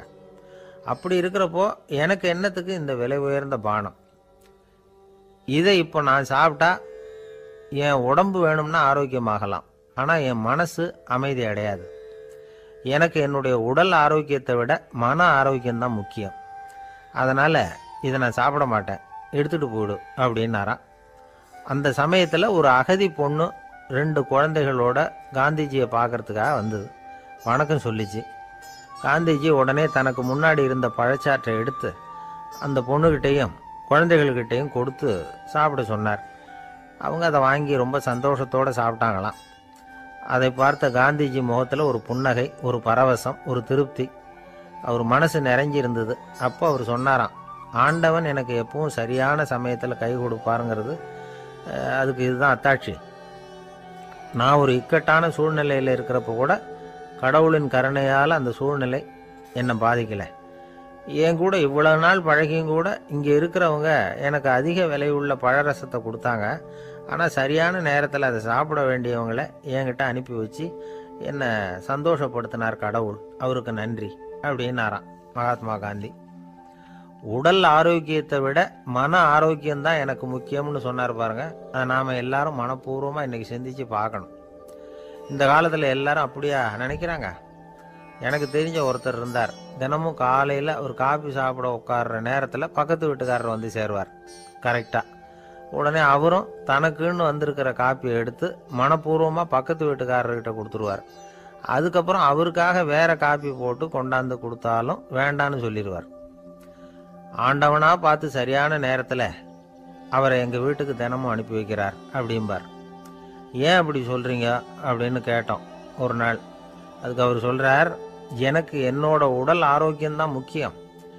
இதை கடவுள் புரிஞ்சுக்கிட்டு எங்கள் வீட்டு காப்பியை சாப்பிட்றதுக்கு தினமும் அடுத்த வீட்டுக்காரனை அனுப்பி வைக்கிறார் அப்படின்னார் அவர். ஒரு நீதிமன்றம் அங்கே ஒரு கொலை வழக்கு சம்பந்தமாக விசாரணை நடந்துக்கிட்டு இருக்குது. அந்த வழக்கறிஞர் ரொம்ப தீவிரமாக வாதாடிக்கிட்டு இருக்கிறார். தன்னுடைய கட்சிக்காரர் நிரபராதிங்கிறது அவருக்கு நல்லா தெரியும். அதனால தான் அவர் சார்பாக வாதாடுறதுக்கே ஒத்துக்கிட்டார். அப்படி அவர் மும்முரமாக வாதாடிக்கிட்டு இருக்கிற சமயத்தில் அவசரமாக தந்தி ஒன்று வந்து சேர்ந்தது. அதை வாங்கி படித்து பார்த்தார். அதுக்கப்புறம் அதை மடித்து தன்னுடைய கோட்டு பையில் வச்சுக்கிட்டு தொடர்ந்து வாதாட ஆரம்பிச்சிட்டார். பேசி முடித்தார். அதுக்கப்புறம் அங்கே கோர்ட்டில் இருந்த சக வக்கீல்கள் அவர்கிட்ட வந்தாங்க. தந்தி ஒன்று வந்ததே, என்ன விஷயம் அப்படின்னு விசாரிச்சாங்களாம். அப்போ அவர் சொல்லியிருக்கிறார், ஊரில் சிகிச்சைக்காக போயிருந்த என்னுடைய மனைவி இறந்து போனதாக தந்தி வந்திருக்குது அப்படின்னாராம். மற்ற வக்கீல்களுக்கு அதிர்ச்சி. என்னங்க இது, மனைவி இறந்ததை விட கேஸு முக்கியமாக உங்களுக்கு அப்படின்னு கேட்டிருக்கிறாங்க. இறந்து போன என் மனைவி மறுபடியும் திரும்பி வர போகிறதில்ல. ஆனால் என்னுடைய கட்சிக்காரர் ஒரு கொலை வழக்கில் மாட்டிக்கிட்டார். அவரும் நிரபராதி. அவர் உசுரை நான் காப்பாற்ற வேணாமா? இதுதான் என்னுடைய கடமை அப்படின்னாராம். இப்படி இவர் சொன்னதும் எல்லாரும் அப்படியே திகைச்சு போய் நின்றுட்டாங்களாம். சரி, கடமைக்கு முக்கியத்துவம் கொடுத்த அந்த வழக்கறிஞர் யார் தெரியுமா? அவர் தான் இரும்பு மனிதர் சர்தார் வல்லபாய் பட்டேல். குஜராத் மாநிலத்தில் 1875 அக்டோபர் 31 அன்றைக்கு ஜாவேரி பாய் அப்படிங்கிறவருக்கு 4வது பிள்ளையா அவர் பிறந்தாராம். இந்த ஜாவேரி பாய் யார் தெரியுமா? ஜான்சி ராணி லட்சுமி பாய் போர் படையில் ஒரு வீரராக பணிபுரிஞ்சவர். இளம் வயசில் வல்லபாய் பட்டேல் ரொம்ப சிரமப்பட்டு படிச்சிருக்கார். விடாமுயற்சி வெற்றியை கொடுத்தது. கல்லூரியிலையும் காலடி வச்சார். அதுக்கப்புறம் வக்கீல் பட்டத்தையும் வாங்கினார். பிரிட்டிஷ் ஆட்சி நடந்துக்கிட்டு இருந்த சமயம் குஜராத்தை சேர்ந்த பர்டோலி தாலுக்காவில் விவசாயிகள் மேலே அரசாங்கம் திடீர்னு நில வரியை வசதிவிட்டு தான். ஏழை விவசாயிகள் ரொம்ப கஷ்டப்பட்டுருக்காங்க. அரசாங்கம் வரி செலுத்தாத விவசாயிகளின் நிலங்களையெல்லாம் ஜப்தி செஞ்சுதான். அரசாங்கத்தை எதிர்க்கிறவங்களையெல்லாம் கைது பண்ணி சிறையில் அடைச்சுட்டாங்களாம். சில பேர் வீடு வாசல் ஆடு மாட்டையெல்லாம் விற்று கூட வரி கட்ட வேண்டிய நிலைமைக்கு ஆளாயிட்டாங்க. வழக்கறிஞர் வல்லபாய் பட்டேல் நில வரியை உடனே ரத்து பண்ணணும் அப்படின்னு பம்பாய் கவர்னருக்கு ஒரு கடிதம் எழுதினார். எந்த பலனும் இல்லை. உடனே எல்லா விவசாயிகளையும் அணி திரட்டினார். அதுக்கு தானே தலைமை தாங்கினார். சத்தியாகிரகம் நடத்தினார். அந்த பகுதியில் எந்த வேலையும் நடக்கலை. வேறு வழி இல்லை. ஆட்சியாளர்கள் உடனே வரியை ரத்து பண்ணாங்க. சிறையில் இருந்தவங்களெல்லாம் வெளில விட்டாங்க. 1928 ஆகஸ்ட் 6 சர்க்காருக்கும் விவசாயிகளுக்கும் இடையில் ஒரு உடன்பாடு ஏற்பட்டது. அதுக்கப்புறம் தான் நிலைமை சரியாக போச்சான். வல்லபாய் பட்டேலின் பொது சேவையை பாராட்டின பொதுமக்கள் அவருக்கு சர்தார் அப்படிங்கிற பட்டத்தை கொடுத்தாங்களாம். சர்தார்னா தலைவர் அல்லது தளபதின்னு அர்த்தம். இரும்பு மனிதர்னு இவருக்கு பேர். இருந்தாலும் நகைச்சுவை உணர்வும் இவருக்கு நிறைய உண்டு. ஒரு தடவை ஒரு பத்திரிகை நிருபர் வந்திருக்கார். சர்தார் பட்டேல்கிட்ட அவருக்கு பிடிச்ச பண்பாடு கலாச்சாரம் எது அப்படின்னு கேட்கணும்னு ஆசை. அதனால் அவரை பார்த்து கேட்டாராம், ஏங்க உங்களுக்கு பிடிச்ச கல்ச்சர் எது அப்படின்னு கேட்டிருக்கார். இதுக்கு சர்தார் பட்டேல் சொன்ன பதில் என்ன தெரியுமா? எனக்கு பிடிச்ச கல்ச்சர் அக்ரிகல்ச்சர் அப்படின்னாராம். ஒருத்தர் குதிரை ரேஸுக்கு போனார். பணம் கட்டினார், தோற்று போயிட்டார். மறுபடியும் போனார், பணம் கட்டினார், தோற்று போனார். அடுத்த தடவையும் பணம் கட்ட போனப்போ அவரை தடுத்து கேட்டோம், ஏன் சார் ஏற்கனவே விட்டது போதாதா, இன்னமும் இருக்கிறத விடணுமா அப்படின்னு கேட்டோம். விட்டதையெல்லாம் மொத்தமாக எடுக்க வேணாமா சார், அதுக்காக தான் தொடர்ந்து பணம் கட்டுறேன்னார் அவர். இவரை திருத்துறது ரொம்ப கஷ்டம். இது ஒரு மனநோய். மனநோய்களில் பல வகை உண்டு. மனநோய்கள் பிரிவு அட்டவணையில் சூதாட்டம்ங்கிறது அவதி வரும் நோய் அப்படிங்கிற தலைப்பில் வருது. சூதாட்டம் 2 வகைப்படும்னு சொல்கிறாங்க உளவியல் நிபுணர்கள். ஒரு வகை எப்படின்னா, நண்பர்களோடு சேர்ந்துக்கிட்டு மகிழ்ச்சியும் கிளர்ச்சியும் அடையிறதுக்காக ஈடுபடுறது. பிரச்சனைகளை தீர்க்கறதுல ஒரு ஆர்வம். கேளிக்கைக்காக கொஞ்சம் விட்டு பிடிக்கிறது அப்படிங்கிற மனுஷனுடைய அடி மனசில் உள்ள விபரீத பிணைய சுபாவம், இதெல்லாம் அதுக்கு காரணம். இன்னொரு வகை எப்படின்னா, சூதாட்டத்தில் ஈடுபட்டு ஒரு கட்டாய நிலைமைக்கு ஆளாயிடுறது. ஈடுபடு அப்படின்னு மனசு ஒரு வெறித்தன்மையை தூண்டிக்கிட்டே இருக்கும். இப்படிப்பட்டவங்களுக்கு நாம் தோத்துக்கிட்டு இருக்கோங்கிறது தெரியும். நாம் ஜெயிக்கிறதுக்கான சந்தர்ப்பம் இல்லைங்கிறதும் தெரியும். இதனால் நமக்கும் கஷ்டம், நம்ம சுற்றி இருக்கிறவங்களுக்கும் கஷ்டங்கிறதும் புரியும். அப்படி இருந்தும் சூதாடுவாங்க. இதுக்கு காரணம் சூதாடியின் பகற்கனவு அப்படிங்கிறாங்க நிபுணர்கள். இந்த நிலைமைக்கு கட்டாய சூதாட்டம் அல்லது நிர்பந்த சூதாட்டம் அப்படின்னு பேர் வச்சிருக்கிறாங்க. இப்படிப்பட்ட ஆசாமி இருக்கிறது பூரா விட்டுருவான், கடன் வாங்குவான், திருடுவான். இருந்தாலும் என்னைக்காவது ஒரு நாள் ஜெயிச்சிருவேன் அப்படின்னு சொல்லிக்கிட்டே இருப்பான். விட்டதை எடுத்துருவேங்கிற ஒரு நம்பிக்கை சுடர் அவனுக்குள்ளே எரிஞ்சுக்கிட்டே இருக்கும். இவனை மனநோயாளி அப்படின்னு சொல்லிட முடியாதான். என்ன காரணம்னா, இது மாதிரி ஆளுங்க கிட்ட மன போராட்டமோ கவலையோ பதட்டமோ இருக்கிறது இல்லை. சில விசேஷமான குணங்கள் இவங்க கிட்ட உண்டு. எதிர்ப்பு உணர்ச்சி, சிறுபிள்ளைத்தனம், சட்ட திட்டங்களையும் சம்பிரதாயங்களையும் உட தெரியாத மனப்போக்கு, பொறுப்பில்லாத தன்மை, நெறி தவறி நடக்கிறது எல்லாம் இவங்ககிட்ட உண்டு. ஆனால் வெளிப்பார்வைக்கு ரொம்ப சிநேகமாக இருப்பாங்க, அன்பாக இருப்பாங்க. அப்படி இருக்கிறதாக காட்டிக்குவாங்க. ஆதாயம், சுயலாபம் இதெல்லாம் கருதி தான் பழகுவாங்க. இவங்க கேட்குறப்ப நாம் பணம் கொடுக்கலன்னு வச்சுக்கோங்க, நம்மளை கை விட்டுருவாங்க. நம்ம மேலே அபாண்டமாக பழி சுமத்துறது கூட தயங்க மாட்டாங்க. தங்களுடைய சூதாட்ட நடவடிக்கைகளுக்கு சாதகமான காரணங்களை சொல்லிகிட்டு இருப்பாங்க. நீ வேணும்னா பாரு, ஒரே நாளில் நான் இழந்ததையெல்லாம் மீட்டு லட்சாதிபதி ஆறேன்னா இல்லையா பாரு அப்படிம்பாங்க. தோற்று போகிறத ஒரு படிப்பினையாக இவங்க எடுத்துக்கிறதே இல்லை. தோற்று போகிறதுலேயே இவங்களுக்கு ஒரு அலாதியான சுகம். தனக்குத்தானே துன்பத்தை வரவழைச்சிக்கிட்டு இன்பம் அடையிறதுக்கு தன்வதை சுகம் அப்படின்னு பேர். இவங்கெல்லாம் அந்த ரகம். சில பேர் எப்படி தெரியுமா, மந்திர எண்ணங்களை வரவழைச்சிக்கிறது, சூதாடுறதுக்காக ஆஃபீஸில் கையாடல் பண்ணுறது, அடுத்தவங்க கிட்ட இருந்து திருடுறது. இந்த மந்திர எண்ணம் தீவிரமாச்சுன்னா ஒரு மாதிரியாக பேச ஆரம்பிச்சிருவாங்க. தோல்வி தான் சார் வெற்றிக்கு முதல் படியும்பாங்க. தன்னால் பகடக்காய்களையும் குதிரை ஓட்டிகளையும், அதாவது இந்த ஜாக்கிகள், அதெல்லாம் கட்டுப்படுத்த முடியுங்கிற பித்து நிலைக்கு இவங்கெல்லாம் தள்ளப்பட்டுருவாங்க. சில சூதாடிகள் ஆராய்ச்சி பார்த்ததில் என்ன தெரிய வந்தது தெரியுமா, அவங்கெல்லாம் குழந்தை பருவத்தில் அன்புக்காக ஏங்கினவங்களாம், புறக்கணிக்கப்பட்டவங்களாம், உதவிகளை பெற முடியாதவங்க, இப்படிலாம் இருந்திருக்கிறாங்க. இவங்க வளர வளர மற்றவங்க சௌகரியம் பற்றி அக்கறை இல்லாதவங்களா ஆயிடுறாங்க. அதிர்ஷ்ட தேவதை தன்னோட இருக்கிறாங்க அப்படிங்கிற அசையாத நம்பிக்கை இவங்களுக்கு. இவங்களை திருத்துறது ரொம்ப கஷ்டம். அதனால பந்தயம், சூதாட்டம் இது மாதிரியான விஷயங்களை விட்டு விலகியே இருக்கிறது தான் நமக்கு நல்லது. ஒரு ஆள் சொன்னான், என்னுடைய குதிரை வேகமாக ஓடுறதுக்கு என்ன வழி அப்படின்னு கால்நடை மருத்துவர்கிட்ட யோசனை கேட்டேன். அவர் ஒரு பாட்டில் நிறைய மாத்திரைகளை கொடுத்து தினம் 2 மாத்திரை வேதமாக கொடுக்க சொன்னார். முதல் நாள் 2 மாத்திரையை கொடுத்துட்டு அது மேலே ஏறி உட்கார்றதுக்கு போனேன். அவ்வளவுதான். அதுக்குள்ளே அது அம்பு மாதிரி பாஞ்சு ஓடி போச்சு. நான் இன்னும் உட்காரவே இல்லை, அதுக்குள்ளே பாஞ்சு ஓடி போச்சு அப்படின்னா. அடடா, அப்புறம் நீங்கள் என்ன பண்ணீங்க அப்படின்னு கேட்டாங்க. என்ன பண்ணுறது, மீதி மாத்திரை பூராவே நான் முழுங்கி விட்டு அதுக்கப்புறம் துரத்தி பிடிச்சி அது மேலே ஏறி உட்காந்தேன் அப்படின்னா அவன். துஷ்டரை கண்டால் தூர விலகு, இப்படி ஒரு பழமொழி உண்டு. எதுக்காக இப்படி சொல்லி வச்சாங்க? துஷ்டன் ஏதாவது தொந்தரவு கொடுப்பான், அதனால் அவனை கண்டா பயந்துக்கிட்டு ஓடி ஒளிஞ்சிக்கோ அப்படின்னா இதுக்கு அர்த்தம் அப்படி இல்லை. ஒரு துஷ்டன்கிட்ட நெருங்கி போகிறோம்னு வச்சுக்கோங்க, அவன் நமக்கு கெடுதலான ஆலோசனைகள் எதையும் சொல்லலாம், அல்லது அவன் தீய உணர்வுகள் உள்ளவனாக இருக்கலாம், அல்லது தீய செயல்கள் செய்யக்கூடியவனாக இருக்கலாம், அல்லது தீய நட்புனால அவன் ஏற்கனவே கெட்டு போனவனா கூட இருக்கலாம். இப்படிப்பட்டவனை நெருங்கி போனால் அவனோட பாதிப்பு நமக்கும் வந்துடும். அதனால் விலகி போ அப்படின்னு சொல்கிறாங்க. இதையே கொஞ்சம் விவரமாக இப்போ பார்ப்போமே. இப்போ இந்த துஷ்டர்களை 4 வகையாக பிரிக்கிறாங்க. இந்த 4 வகைக்கும் உதாரணம் வேணும்னா வேற எங்கேயும் போக வேண்டியதில்லை, மகாபாரதத்தை பார்த்தாவே போதும். அதில் இந்த 4 வகையான தீயோரும் வர்றாங்க. முதல் வகைக்கு உதாரணம் சகுனி. இவன் மனசில் எப்பவும் தீய எண்ணங்கள் தான் நிறைஞ்சிருக்கும். கனவுல கூட தீய ஆலோசனைகள். யாராவது ஒருத்தர் நல்லபடியாக வாழ்ந்தா அதை இவனால் சகிச்சிக்க முடியாது. இப்படிப்பட்டவனோட நெருங்கிய தொடர்பு துரியோதனனுக்கு கிடைச்சது. துரியோதனன் எப்படின்னா, அவன் ஏற்கனவே தீய காரியங்கள் செய்யறதுக்கு தயங்காதவன். அப்படிப்பட்டவனுக்கு தீய போதனைகள் செய்யறதுக்கு சகுனி உதவுனான். இந்த 2 பேரோட சகவாசம் இன்னொருத்தனுக்கு கிடைச்சது. அவன் யாருன்னா துச்சாதனன். அவன் தீய நடத்தை உள்ளவன். இந்த 3 பேரும் ஒன்று சேர்ந்தா என்னத்துக்கு ஆகும்? உலகமே கெட்டு போடும்ல. இந்த 3 துஷ்டர்களோட நல்லவன் ஒருத்தன் சேர்ந்தான். அவன் தான் கர்ணன். கர்ணன் இயல்பாகவே உத்தம குணம் உள்ளவன். அவன் நல்லவங்களோட சேராமல் இப்படிப்பட்ட கெட்டவங்க கிட்ட நட்பு வச்சுக்கிட்டான்.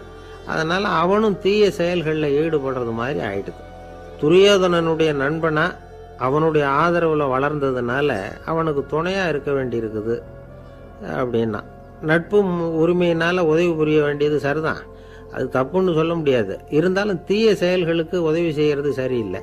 புத்தி பலம், புஜ பலம் எல்லாம் இருந்தால் கூட தெய்வ பலம் இல்லைன்னா ஜெயிக்க முடியாது. கர்ணன் மகா வீரன். இருந்தாலும் கடைசியில் அவன் கதி என்னாச்சு? அவங்ககிட்ட எல்லா நல்ல குணங்களும் இருந்தது. இருந்தாலும் ஏன் இப்படி ஆச்சு? தீயவர்களுடைய சேர்க்கை தான் காரணம். அவங்களோட சேர்ந்ததுனால இவனையும் அப்படியே நினைக்க ஆரம்பிச்சுட்டாங்கல்ல. 4 வகை துஷ்டர்களில் இவனும் ஒரு வகை அப்படின்னு சொல்ல ஆரம்பிச்சிட்டாங்க. அதாவது தீய ஆலோசனைக்கு சகுனி, தீய உணர்வுகளுக்கு துரியோதனன், தீய செய்கைக்கு துச்சாதனன், தீய நட்புக்கு கர்ணன். இப்படி உதாரணமாயிட்டான். அதனாலதான் துஷ்டரை கண்டால் தூர விலகு அப்படின்னு சொன்னாங்க. அது புராண காலம். இப்பெல்லாம் நிலைமை கொஞ்சம் வேற விதமா இருக்குது. அன்னைக்கு ஒரு நாள் அப்படிதான் ஒரு காட்டு பாதையில யாரோ ஒருத்தர் அடிபட்டு கிடந்தார். யாரோ ஒரு துஷ்டன் அவனை அடிச்சு போட்டுட்டு போயிட்டான் போல இருக்கு. அந்த வழியா போன ஒருத்தர் பரிதாபப்பட்டு அவனை போய் தூக்குனார், ஆறுதல் சொன்னார். இதை பாருங்க, இந்த வழியா எப்பவும் தனியா வரக்கூடாது. ஏன்னா இங்க ஒரு ரவுடி இருந்துகிட்டு வர்றவங்க போறவங்களெல்லாம் வழிப்பறி பண்ணிட்டு இருக்கிறதா கேள்விப்பட்டிருக்கிறேன் அப்படின்னாராம். இனிமே அப்படி கேள்விப்பட மாட்டீங்க அப்படின்னு அந்த ஆளு. ஏன்னு கேட்டிருக்காரு இவர். அவன் சொல்லியிருக்கான், நான் தான் சார் அந்த ரவுடி. இந்த வழியா போனவங்க கிட்ட தகராறு பண்ணேன். அவங்க தான் என்ன இப்படி அடிச்சு போட்டு என்கிட்ட இருந்த பணத்தையெல்லாம் பிடிங்கிட்டு போட்டாங்க சார். காலம் ரொம்ப கெட்டு போச்சு அப்படின்னு ரொம்ப பரிதாபமா. ஒரு அழகான கடற்கரை. சுற்றுலா பயணிகள் நிறைய பேர் அங்கே போகிறது வழக்கம். சனி ஞாயிறு கூட்டம் அதிகமாக இருக்கும். அதோட விளைவு என்னங்கிறது அடுத்த நாள் தான் தெரியும். ஆமாம், அந்த கடற்கரையை சுத்தப்படுத்துகிற தொழிலாளிகள் திங்கட்கிழமை ரொம்ப சிரமப்படுவாங்க. சனி ஞாயிறு வந்த கூட்டம் கடற்கரை பூராவும் காலி ஐஸ்கிரீம் கப்புகளை வீசி எறிஞ்சிட்டு போயிருக்கும். ஆயிரக்கணக்கான கப்புகள் அங்கே பரவலாக கிடக்கும். அதையெல்லாம் பொறுக்கி எடுத்து சுத்தம் பண்ணி ஆகணும். இதனால் திங்கட்கிழமை வேலைக்கு வர்றதுக்கு எல்லாரும் பயப்படுவாங்க. அப்படி ஒரு நிலைமை. பல பேர் அன்னைக்கு லீவ் எடுத்துகிட்டு போயிடுறது வழக்கம். நமக்கு எதுக்கு இன்னைக்கு தொந்தரவுன்னு. இது ஒரு பெரிய பிரச்சனையாக இருந்தது. இதுக்கு என்ன பண்ணலாம் அப்படின்னு யோசனை பண்ணாங்க. ஒரு ஆலோசனை கூட்டத்துக்கு ஏற்பாடு பண்ணாங்களாம். அந்த நகர நிர்வாக அலுவலர்கள், பணியாளர்கள் எல்லாரும் அதில் கலந்துக்கிட்டாங்க. கூட்டம் ஆரம்பமாச்சு. ஆரம்பத்தில் சொன்னாங்க, இந்த பிரச்சனைக்கு ஒரு தீர்வு வேணும், என்ன பண்ணலாம், அதை முடிவு செய்கிறதுக்கு தான் இந்த கூட்டம். இதில் நீங்கள் செய்ய வேண்டியது என்னென்னா, உங்களுக்கு தோன்றுகிற யோசனை எதுவாக இருந்தாலும் சொல்லுங்கள். கொஞ்சம் கூட தயக்கம் வேண்டாம். நாம் சொல்கிற யோசனை ஈடுபடுமா படாதா அப்படின்லாம் யோசிக்க வேணாம். எல்லாருடைய யோசனைகளையும் அப்படியே பதிவு செய்துக்கிறோம். கடைசியாக அதிலேருந்து ஒரு சிறந்த யோசனையை தேர்வு பண்ணி அதை பயன்படுத்தலாம். இந்த சந்தர்ப்பத்தில் இன்னொரு முக்கியமான வேண்டுகோள், எவ்வளவு சாதாரணமான யோசனையாக இருந்தாலும் சரி, அது சொல்லும் பொழுது அடுத்தவங்க ஏளனம் செய்யக்கூடாது. இது ஒரு பெரிய யோசனையா அப்படின்னு சொல்லி எதையும் அலட்சியப்படுத்தக்கூடாது. இதுதான் அந்த கூட்டத்தின் ஆரம்பத்தில் செய்யப்பட்ட அறிவிப்பு. உடனே அந்த கூட்டத்தில் இருந்தவங்க ஆளுக்கு ஒரு யோசனை சொல்ல ஆரம்பித்தாங்க. ஒருத்தர் எழுந்திருச்சார், இங்கே வர்ற சுற்றுலா பயணிகள்கிட்ட ஆளுக்கு $10 ஒரு டெபாசிட் மாதிரி வைப்பு பணமாக வாங்கிக்கணும். காலி ஐஸ்கிரீம் கப்பை திருப்பி கொடுத்தா அந்த பணத்தை திருப்பி கொடுத்துடலாம். இப்படி ஒரு ஏற்பாடு பண்ணிக்கிட்டா கப்புகளை தேடி பொறுக்கிட்டு இருக்க வேண்டியதில்லை. எல்லாம் ஒரே இடத்துக்கு சேர்ந்துடும். அப்படியே நாம் தூக்கிட்டு போய் ஒரு இடத்துல கொட்டி விடலாம் அப்படின்னார். இன்னொருத்தர் எழுந்திருச்சார், கப்பை கீழே போட்டால் $50 அபராதம் அப்படின்னு அங்கங்கே போர்டு எழுதி வச்சுடலாம். கப்புகளை போடுறதுக்கு அங்கங்கே பெரிய கூடைகளை வச்சுடலாம். நாம் சாவகாசமாக அந்த கூடைகளை சேகரம் பண்ணிக்கலாம் அப்படின்னாராம். இன்னொருத்தர் எழுந்திரிச்சு கொஞ்சம் கோபமாக பேசினார். கப்புகளை அவங்க வாயிலேயே திணிச்சுடணும், அதுகளை மொன்று சாப்பிட்டு பார்த்தா தான் தெரியும் அது எவ்வளவு கஷ்டங்கிறது அப்படின்னு ரொம்ப கடுமையாக பேசியிருக்கார். இது வேடிக்கையாக தெரிஞ்சாலும் இந்த யோசனையும் பதிவு செஞ்சுக்கிட்டாங்களாம். இப்படி பல யோசனைகள். கடைசியாக எல்லாத்தையும் படித்து பார்த்துட்டு பரிசீலனை பண்ணாங்க. அப்புறம் தான் யோசனை வந்தது. இவர் வேடிக்கையாக சொன்னது, கப்புகளை அவங்கவுங்க வாயிலே திணிச்சு சாப்பிட சொல்லணும், அதுதான் தண்டனைன்னார்ல. ஏன் அப்படி சாப்பிட்றது மாதிரியே கப்புகளை தயார் பண்ண என்ன அப்படின்னு சிந்திக்க ஆரம்பித்தாங்களாம். ஆகா, அதுதான் சரின்னு ஒரு முடிவுக்கு வந்தாங்க. அதுலேருந்து உருவானது தான் இந்த வேஃபர் கப்ஸ். ஐஸ்கிரீமை சாப்பிட்டு முடிச்சதும் கப்பையும் சாப்பிட்டுடலாம். கோன் ஐஸ்கிரீம் சாப்பிட்றோம்ல, அதுதான். அமெரிக்காவில் மியாமி கடற்கரையில் ரொம்ப காலமாக இருந்துகிட்டு வந்த குப்பை பிரச்சனைக்கு இப்படி தான் ஒரு தீர்வு வந்துதான். இதுலேருந்து நாம் புரிஞ்சிக்க வேண்டியது என்னென்னா, நாம் அன்றாட எத்தனையோ பிரச்சனைகளை சந்திக்கிறோம், அதுக்கெல்லாம் தீர்வு உண்டு. அது எங்கே ஒளிஞ்சிருக்குன்னு கண்டுபிடிக்கணும். அந்த அந்த யோசனையையும் நல்லா தீவிரமாக யோசிக்கணும். யார் என்ன யோசனை சொன்னாலும் அதை அலட்சியப்படுத்தக்கூடாது. அக்கறையோடு கவனிக்கணும், அதை யோசித்து பார்க்கணும். ஒரு அம்மா தன்னோட வீட்டுக்காரரை ஒரு மனநல மருத்துவர்கிட்ட அழைச்சிட்டு வந்தாங்களாம். டாக்டர், இவருக்கு கோன் ஐஸ்கிரீம் பிடிக்கல, பேப்பர் கப்பில் இருக்கிற ஐஸ்கிரீம் தான் வேணும்னு அடம் பிடிக்கிறார் அப்படின்னாங்களாம். அது ஒன்றும் தப்பு இல்லையேன்னாராம் டாக்டர். இதுக்கு அந்த அம்மா சொன்னாங்களாம், இவர் கப்பு ஐஸ்கிரீம் வாங்குறதுல தப்பு இல்லை டாக்டர், பிரச்சனை அது இல்லை. அப்புறம் வேற என்னன்னு கேட்டிருக்காரு. வாங்கினதும் ஐஸ்கிரீமை கீழே கொட்டிவிட்டு அந்த பேப்பர் கப்பை மட்டும் விரும்பி சாப்பிட்றார், அதனால தான் உங்ககிட்ட அழைச்சிட்டு வந்தேன் அப்படின்னாங்களாம். ஒரு நண்பர் வந்தார். ரொம்பவும் இறுக்கமாக உடை அணிஞ்சிருந்தார். அதாவது ஆடைக்குள்ளே அவர் மாட்டிக்கிட்டு இருந்தது மாதிரி தெரிஞ்சது. ஏன் துணி குறைச்சலாக எடுத்துட்டீங்களா அப்படின்னு கேட்டோம். இல்லைங்க, எனக்கு எப்போவுமே இறுக்கமாக உடை அணிகிறது தான் பிடிக்கும் அப்படின்னார். ஒருத்தர் எப்படி உடை அணிகிறார் அப்படிங்கிறத வச்சே அந்த ஆள் எப்படிப்பட்டவர் அப்படிங்கிறத கண்டுபிடிச்சிடலாம். உடை அணிகிற விதம் ஒருத்தருடைய மனநிலையை வெளிப்படுத்துதான்.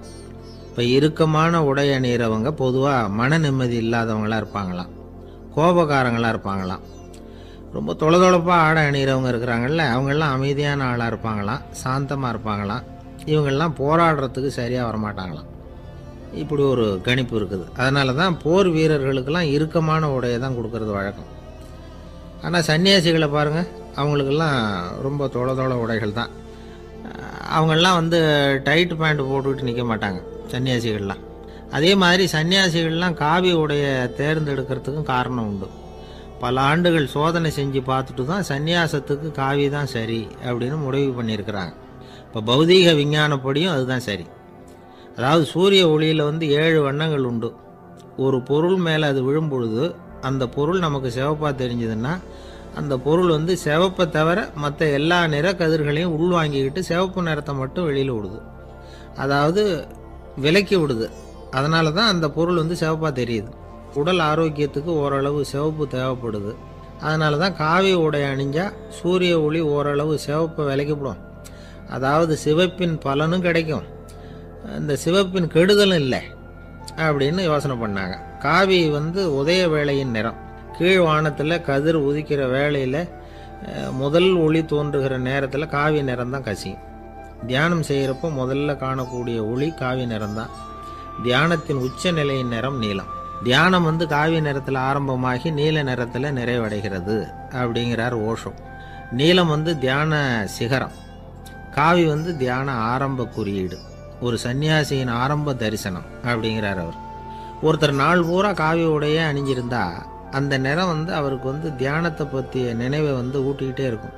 இப்படியே ஆடைக்கும் தியானத்துக்கும் இடையில ஒரு தொடர் ஏற்படுது. ஒரு துறவியின் உள்ளார்ந்த பண்பாக அது மாறுது. கடை வீதியில் ஒரு பொருள் வாங்க போகிறோம், அது மறந்துடக்கூடாதுங்கிறதுக்காக ஞாபகம் முடிச்சு போட்டுக்கிறோம். அந்த முடிச்சுக்கும் பொருளுக்கும் தொடர்பு இல்லை. ஆனால் கடை வீதிக்கு போன உடனே அந்த முடிச்சு அந்த பொருளை ஞாபகப்படுத்துது. அதாவது அந்த முடிச்சு ஒரு தொடர்பு அம்சமாக அமையுது. அது மாதிரி தான் காவி உடையும். ஒரு துறவி நடக்கும் பொழுது, சாப்பிடும் பொழுது, குளிக்கும் பொழுது அவருடைய காவி உடை அவருக்கு ஞாபகப்படுத்திக்கிட்டே இருக்கும். அது ஒரு நிலைப்படுத்தப்பட்ட நினைவாக ஞாபகம் முடிச்சாக மாறிடுது. காவி ஆடை இல்லைன்னா ஒருத்தரால் துறவியாக முடியாதுன்னு அர்த்தம் இல்லை. அதே நேரத்தில் காவி ஆடையால் ஒன்றும் பிரயோஜனம் இல்லை, அதில் ஒன்றும் அர்த்தம் இல்லை அப்படின்னு சொல்லிட முடியாது. இதுதான் உண்மை. இவ்வளவு தூரம் காவி ஆடையை பற்றி சொல்கிறதுனால எல்லாரும் சன்னியாசியாக போயிடுங்கோ அப்படின்னு நாம் சொல்கிறதாக யாரும் நினச்சிடக்கூடாது. மனசுக்கும் நிறத்துக்கும் உள்ள சம்பந்தத்தை தெரிஞ்சுக்கிறதுக்காக தான் இவ்வளவு. நமக்கு தெரிஞ்ச நண்பர் ஒருத்தர் இருக்கிறார், ஆஃபீஸில் வேலை பார்க்குறவர். ஒவ்வொரு மாதமும் 20ஆம் தேதிக்கு பிறகு அவரை போய் பார்த்தீங்கன்னா காவி உடை அணிஞ்சிக்கிட்டு, கண்ணை மூடிக்கிட்டு, கை ரெண்டையும் விரித்து வச்சுக்கிட்டு தியானத்திலேயே உட்காந்துருப்பார். ஏன் இப்படி பண்ணுறீங்கன்னு கேட்டேன். அதாவது 20ஆம் தேதிக்கு பிறகு என் கையில் ஒரு பைசா கூட கிடையாது, ஒரு சன்னியாசி லெவலில் இருக்கிறேன், என்கிட்ட எதுவும் செலவுக்கு கேட்காத அப்படின்னு என் மனைவிக்கு நாசூக்காக உணர்த்துறதுக்காக அப்படி உட்காந்துருப்பேன் அப்படின்னு விளக்கம் கொடுக்குறார். என்னுடைய இதயம் ரொம்ப விசாலமானது சார் அப்படின்னார் ஒருத்தர். அப்படிங்களான்னு ரொம்ப மரியாதையா, ஆமாங்க டாக்டர் அப்படி தான் சொல்கிறார், கொஞ்சம் வீங்கி போய் பெருசாக இருக்குதான் அப்படின்னார். இப்பெல்லாம் நம்ம ஊரில் மாமியார் மருமகள் ஒருத்தர் நல்லா புரிஞ்சுக்கிட்டு நல்ல விதமாக தான் இருக்கிறாங்க பல இடத்துல. அதனால் நான் இப்போ சொல்ல போகிற கதையை கேட்டுவிட்டு இந்த காலத்தில் அவ்வளவு மோசமாக யார் சார் நடந்துக்கிறாங்க அப்படின்னு கேட்டு யாரும் சண்டைக்கு வரக்கூடாது. இன்னொரு உண்மையையும் சொல்லிவிடுறேன். அதாவது இந்த கதையை நமக்கு எழுதி அனுப்பி இருக்கிறதே கொஞ்ச நாளில் மருமகளாகவும் அதுக்கப்புறம் கொஞ்ச காலத்தில் மாமியாராகவும் ஆக போகிற ஒரு நேயர் தான். சரி, இந்த கதைக்கு வருவோம். அதாவது ஒரு சின்ன குடும்பம், அந்த வீட்டில் மாமியார் ஆட்சி, அவங்க வச்சது தான் சட்டம். பிள்ளையாண்டான் எப்படின்னா அம்மா சொல்கிறதையும் கேட்டுக்குவான், மனைவி சொல்கிறதையும் கேட்டுக்குவான், நமக்கு என்னத்துக்கு வம்புங்கிற டைப். மருமகள் பேரில் குறை கண்டுபிடிக்கிறதுலேயே அந்த மாமியாருக்கு ஒரு சுவாரஸ்யம். சின்ன சின்ன விஷயத்துலாம் குத்தம் கண்டுபிடிச்சிக்கிட்டே இருக்கிறாங்க. பொதுவாக எல்லாரும் எப்படின்னா ஏதாவது ஒரு காரணத்துக்காக சண்டை போட்டுக்கிட்டு இருப்பாங்க. அந்த அம்மா எப்படின்னா ஏதாவது ஒரு சண்டையை போடுறதுக்காக காரணத்தை தேடிக்கிட்டு இருப்பாங்க. அப்படி ஒரு மனசு. அந்த மருமக பொண்ணு பாவம் பயந்து பயந்து ஒவ்வொரு காரியமும் செஞ்சுக்கிட்டு வந்தது. இப்படியே பல வருஷம் ஓடி போட்டுது. அந்த மாமியாருக்கும் ரொம்ப வயசாகிட்டுது. இருந்தாலும் அந்த பழைய சுபாவம் மட்டும் மாறவே இல்லை.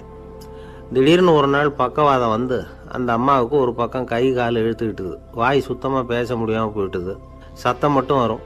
ஒரு பக்கத்து கை காலை அசைக்க முடியும், பேசுறதெல்லாம் கையால் தான், அதாவது கை சைகையால். இப்படிப்பட்ட நிலைமையில் கூட அந்த பொண்ணு தண்ணியோ பாலோ இவங்க எதிரில் கொண்டாந்து வச்சா அதை வேணும்னே தட்டி விட்டுட்டு ஒம்பு வளர்க்குறது. அதுக்கப்புறம் அந்த பொண்ணு தரையை சுத்தப்படுத்தும்ல, அதை பார்த்து ரசிக்கிறது. இருந்தாலும் அந்த பொண்ணு இதையெல்லாம் பெருசுப்படுத்தாமல் ரொம்ப பொறுமையாக தான் இருந்தது. ஒரு நாள் வீட்டில் வச்சுருந்த பாலை பூனை குடிச்சிட்டு போயிட்டுது. வயசான காலத்தில் இந்த அம்மா பால் இல்லாமல் கஷ்டப்படுவாங்களே அப்படின்னு நினச்சி பக்கத்து வீட்டில் போய் கொஞ்சம் பால் வாங்கிட்டு காய்ச்சி மாமியார் முன்னாடி கொண்டாந்து வச்சுது அந்த பொண்ணு. வழக்கம் போல் அந்த அம்மா பாலை தட்டி விட்டுட்டாங்க. இதை அந்த மருமக பொண்ணு கவனிச்சுட்டுது. இவ்வளவு நாள் பொறுமையாக இருந்த இந்த மருமகளுக்கு இன்னைக்கு இதை பார்த்து தான் அசாத்திய கோபம் வந்துட்டுது. கதவுக்கு பக்கத்தில் சாத்தி வச்சிருந்த உலக்கையை எடுத்து மாமியார் தலையில் போட, அது குறி தவறி கழுத்தில் பட, அந்த அம்மா கழுத்தை பிடிச்சிக்கிட்டு ஊன்னு கத்த, இந்த பொண்ணு ஒன்றும் அலட்டிக்காமல் உலக்கையை எடுத்து மறுபடியும் கதவு பக்கம் சாத்தி வச்சுட்டு அது பாட்டுக்கு நடந்து போயிட்டுது. இருந்தாலும் மனசுக்குள்ளே லேசாக ஒரு பயம். கணவன் வீட்டுக்கு வந்ததும் என்ன விஷயம்னு கேட்டால் எப்படி சமாளிக்கிறது? அன்னைக்குன்னு பார்த்து ரொம்ப நேரம் கழித்து வீடு வந்து சேர்ந்தான் கணவன். உடனே அந்த அம்மா புகார் பண்ண ஆரம்பிச்சுட்டுது. பேச்சு தான் வராத, அதனால் ஒரு பக்கத்து கையால் சைகை காட்டுது. கதவுக்கு பக்கத்தில் இருந்த உலக்க பக்கமாக கையை நீட்டி காட்டி, அப்படியே அந்த கையை தன் கழுத்துக்கு பின்பக்கமாக சுற்றி காட்டி, நாக்கை வெளியில் நீட்டி நடந்த விஷயத்தை புரிய வைக்கிறதுக்கு முயற்சி பண்ணுது. இவனுக்கு ஒன்றும் புரியல, என்ன சொல்கிறாங்க அம்மா அப்படின்னு மனைவிகிட்ட கேட்குறான். அதுக்கு அந்த பொண்ணு ரொம்ப புத்திசாலித்தனமா, என்னங்க உங்கள் அம்மா சொல்கிறது உங்களுக்கு இன்னும் புரியலையா? அவங்க உங்களை பார்த்து என்ன சொல்கிறாங்கன்னா, ஏண்டா உலக்க மாதிரி நிற்கிற, சாக போகிற எனக்கு சங்கிலி எதுக்கு, என் கழுத்தில் கிடக்கிற இந்த சங்கிலியை கழட்டி என் மருமக கழுத்தில் போடுறா அப்படின்னு சொல்கிறாங்க அப்படின்னு தான். ஓ அப்படியா விஷயம்னு சொல்லி அம்மா கழுத்தில் இருந்த சங்கிலியை எடுத்து மனைவி கழுத்தில் போட்டுட்டு, அம்மா உன் விருப்பப்படியே போட்டாச்சு, இனிமேலாவது நிம்மதியாக படுத்து தூங்கு அப்படின்னு சொல்லிவிட்டு உள்ளே போயிட்டான். பார்த்தீங்களா கதையை? அதனால தான் மாமியார்கள் சைகை காட்டுறதுன்னா கூட இனிமேல் ஜாக்கிரதையாக இருக்கணும். ஆஃபீஸில் வேலை பார்க்குற ஒருத்தர் வந்தார். பேசாமல் ஒரு 10 நாள் லீவு போட்டுடலாமா பார்க்குறேன் அப்படின்னார். ஏன்னு கேட்டோம். என்னுடைய மேலதிகாரி ஒரு முசுடு சார், அவர்கிட்ட வேலை பார்க்குறது ரொம்ப கஷ்டமாக இருக்குது அப்படின்னார். ஆஃபீஸில் வேலை பார்க்குறவங்கெல்லாம் ஒரு விஷயத்தை நல்லா ஞாபகத்தில் வச்சுக்கணும். மேலதிகாரிங்கிறவர் ஒரு பெரிய மகான் இல்லை, அவரும் ஒரு மானிட பிறவி தான். சராசரி மனுஷனுக்குள்ள பலம் பலவீனம் ரெண்டும் அவருக்கும் உண்டு. அதனால் அவரை கொஞ்சம் அனுசரித்து போகிறதுக்கு பழகிறது தான் நல்லது. மேலதிகாரிகளில் பல வகை உண்டு. அதில் முக்கியமாக 3 வகை. அதில் ஒரு வகை எப்படி தெரியுமா? உங்களை ஒரு வேலை செய்கிற மெஷினாக மட்டுமே நினைக்கக்கூடிய வகை. இவங்கள்லாம் எப்படின்னா, எங்கேயாவது வெளியூர் போயிருந்தா கூட அங்கேருந்து ஃபோன் பண்ணுவாங்க, அந்த வேலை என்னாச்சு இந்த வேலை என்னாச்சு அப்படின்னு. இவங்களுக்கெல்லாம் உங்கள் நலனை பற்றியோ உங்கள் குடும்பத்தை பற்றியோ அக்கறை இருக்காது. நீங்கள் சொல்கிற யோசனை எதுவும் இவங்ககிட்ட எடுபடாது. கொடுத்த வேலையை பாரு, நீ எனக்கு புத்தி சொல்ல வேணாம் அப்படிம்பாங்க.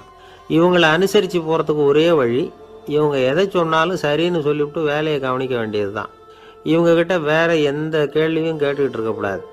ஆமாம் சாமி போடுறது கௌரவ குறைச்சல் இல்லை, அது ஒரு அலுவலக சௌகரியம், அவ்வளவுதான். இன்னொரு வகையான மேலதிகாரிகள் எப்படி தெரியுமா? இவங்கெல்லாம் ஆஃபீஸ் வேலையை பற்றி அதிகமாக கவலைப்பட்டுக்கிட்டு இருக்க மாட்டாங்க.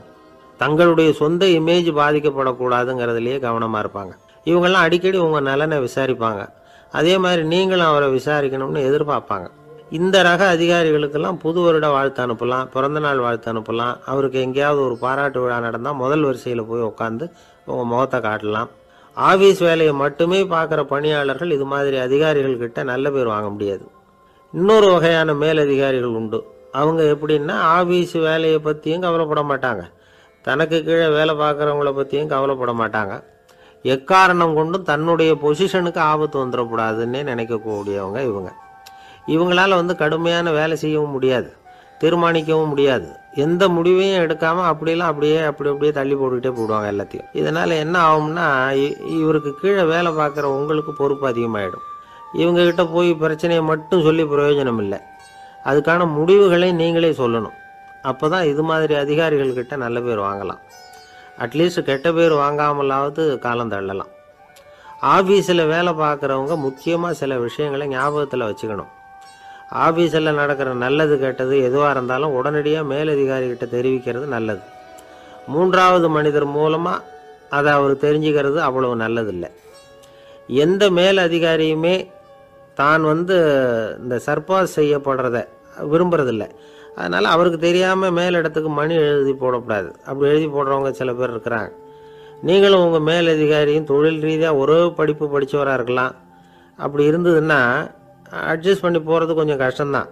இதை மனசில் வச்சுக்கிட்டு நடந்துக்கணும். உங்களுக்கும் அவருக்கும் அபிப்பிராய பேதமா, அது அவருக்கும் உங்களுக்கும் உள்ள தனிப்பட்ட பிரச்சனை. அதை விளம்பரப்படுத்திகிட்டு இருக்கக்கூடாது. அது அவருடைய கோபத்தை கிளறும். உங்கள் மேலதிகாரி உங்கள் கூட படித்தவராக இருக்கலாம். அதுக்காக அவரை எல்லாருக்கும் முன்னாடி அடைய கிச்சாமி எப்படிறா இருக்க அப்படின்லாம் கேட்டுக்கிட்டு இருக்கக்கூடாது.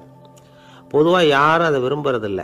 இவ்வளவையும் உங்கள் மனசில் வச்சுக்கிட்டு கொஞ்சம் சாமர்த்தியமாக நடந்துக்கிட்டீங்கன்னா ஆஃபீஸ் உங்களுக்கு அவஸ்தையாக இருக்காது, ஆனந்தமாக இருக்கும். ஒரு மேலதிகாரி தன்கிட்ட வேலை பார்க்குற ஒருத்தரை பற்றி ரொம்ப பெருமையாக சொன்னாராம். எங்கள் ஆஃபீஸில் எவ்வளவோ பேர் வேலை பார்க்குறாங்க, எல்லாரும் தினமும் ஏதாவது பிரச்சனைகளை சொல்லிகிட்டு இருப்பாங்க. ஆனால் இவர் ஒருத்தர் மட்டும்தான் இது வரைக்கும் என்கிட்ட எந்த பிரச்சனையும் சொன்னதே இல்லை. அவர் பாட்டுக்கு வருவார், வேலை பார்ப்பார், போயிடுவார் அப்படின்னாராம். நான் உடனே அவ்வளவு பெருமைக்குரிய அந்த ஊழியரை பார்த்து கேட்டேன், ஏன்பா உன்னுடைய மேலதிகாரிகிட்ட நீ எந்த பிரச்சனையும் கொண்டுகிட்டு போகிறதே இல்லையாமே அப்படின்னு கேட்டேன். அதுக்கு அவர் சொல்கிறாரு, ஆமாங்க, அது ஏன்னா அவரால் எந்த பிரச்சனையுமே தீர்க்க முடியாதுங்கிறது எனக்கு நல்லா தெரியும், அதனால் அப்படி செய்கிறேன், வேற ஒன்றும் இல்லை அப்படின்னார் ரொம்ப பொறுமையாக. ஒரு ஊரில் ஒருத்தர் இருந்தான். ஒரு நாள் காலையில் எழுந்திரிச்சான்.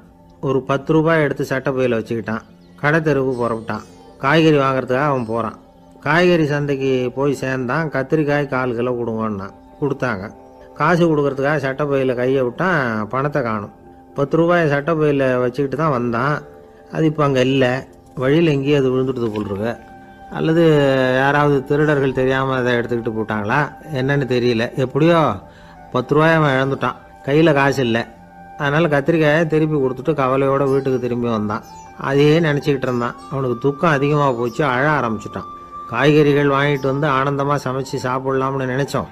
அது முடியாமல் போச்சேங்கிற கவலை அவனுக்கு. அதனால் அதை மறக்கவே முடியல. இது நடந்து கொஞ்ச நாள் ஆச்சு. அதே மனுஷன் இன்னொரு நாள் அதே மாதிரி புறப்பட்டான். பணத்தை எடுத்து பையில் வச்சுக்கிட்டான். காய்கறி சந்தையை நோக்கி போய்கிட்டு இருக்கிறான். இப்போ வழியில் ஒரு ஏழை பையனை பார்த்தான். தம்பி எங்கே போகிற அப்படின்னு கேட்டான். ஐயா பள்ளிக்கூடத்துக்கு போயிட்டுருக்கிறேன்னா அவன். சரி, அதுக்கே எவ்வளவு கவலையோடு போயிட்டுருக்கிற அப்படின்னு விசாரித்தான் அவன். ஐயா நான் ரொம்ப ஏழை, வீட்டில் வசதி இல்லை, பரீட்சைக்கு பணம் கட்டணும், இன்றைக்கி கடைசி நாள், என்ன செய்கிறதுன்னு தெரியலன்னா. இவன் பார்த்தான். தாங்கிட்ட இருக்கிற பணத்தை எடுத்து அந்த பையன்கிட்ட கொடுத்தான். இதை வச்சுக்கோ, உடனே பணத்தை கட்டு, நல்லா படி, பரீட்சை எழுது அப்படின்னு சொல்லிவிட்டு திரும்பி வந்துட்டான். வெறுங்கையோடு திரும்பி வந்தும் வீட்டில் கேட்குறாங்க, எங்கே காய்கறின்னு வழக்கம் போல் கேட்டாங்க. இவன் நடந்ததை சொன்னான். இப்போ வீட்டில் இருந்தவங்க அவங்ககிட்ட ஒரு கேள்வி கேட்டாங்க. ஏங்க இதே மாதிரி முன்னாடி ஒரு தடவை காய்கறி வாங்க போய் வெறுங்கையோடு திரும்பி வந்தீங்க, இப்போவும் வெறுங்கையோடு தான் திரும்பி வந்திருக்கிறீங்க. ஆனால் முன்னாடி வந்தப்போ வருத்தமாக இருந்தீங்க, இப்போ உங்கள் முகத்தில் வருத்தம் தெரியலையே அப்படின்னு கேட்டிருக்கிறான். அதாவது வீட்டில் இருக்கிறவங்க கேட்டாங்களாம். இப்போ அந்த மனுஷன் யோசிக்க ஆரம்பித்தானான், இந்த 2 நிகழ்வுகளுக்கு என்ன வித்தியாசம்? போன தடவை அவன் பணத்தை இழந்தான், இந்த தடவை அவன் பணத்தை இழந்திருக்கிறான். போன தடவை யாரோ திருடிட்டு போயிட்டாங்க, இந்த தடவை அவனாவே ஒரு பையன் பேரில் இறக்கப்பட்டு எடுத்து கொடுத்துருக்குறான். அன்னைக்கு பணம் போயிட்டுதேன்னு வருத்தமாக இருந்தது, இன்னைக்கு பணம் போனாலும் மனசுக்கு மகிழ்ச்சியாக இருக்குது, நிறைவாக இருக்குது. கொஞ்சம் யோசிச்சு பாருங்கள். பணத்தை இழந்தது மகிழ்ச்சிக்கோ வருத்தத்துக்கோ காரணமாக இருக்க முடியாது. அப்படின்னா வேற எது காரணம்? அன்றைக்கு பணத்தை இழந்துட்டேன்னு அழுதான், இன்றைக்கு பணத்தை இழந்தாலும் மகிழ்ச்சியாக இருக்கிறான். ஆகவே மகிழ்ச்சிக்கும் துக்கத்துக்கும் இழப்பு காரணம் அல்ல, இழப்பு பற்றிய நம்முடைய அறிவு தான் காரணம் அப்படிங்கிறது பெரியவர்களுடைய கருத்து. எந்த பொருளும் நமக்கு கவலையை உண்டு பண்ணுறதில்ல, அந்த பொருள் பேரில் நாம் வைக்கிற பற்று தான் கவலையை உண்டு பண்ணுது. பொருள்கள் நம்ம விட்டுட்டு போயிட்டா நாம் அழுதுகிட்டு இருக்கிறோம், நாமே அதுகளை விட்டுட்டு வந்துட்டா மகிழ்ச்சியாக இருக்கிறோம். இந்த உண்மையை புரிஞ்சுக்கிட்டு நம்முடைய வாழ்க்கையை நல்ல விதமாக அமைச்சிக்கணும். ஒரு ஆள் அழுதுகிட்டு இருந்தான். ஏண்டா அழுகுறேன்னு கேட்குறார் ஒருத்தர். இழக்கிறதுக்கு எதுவும் இல்லை, அதனால் அழறேன்னா. என்னடா சொல்கிறேன்னார். கிட்ட வாங்க சொல்கிறேன்னா.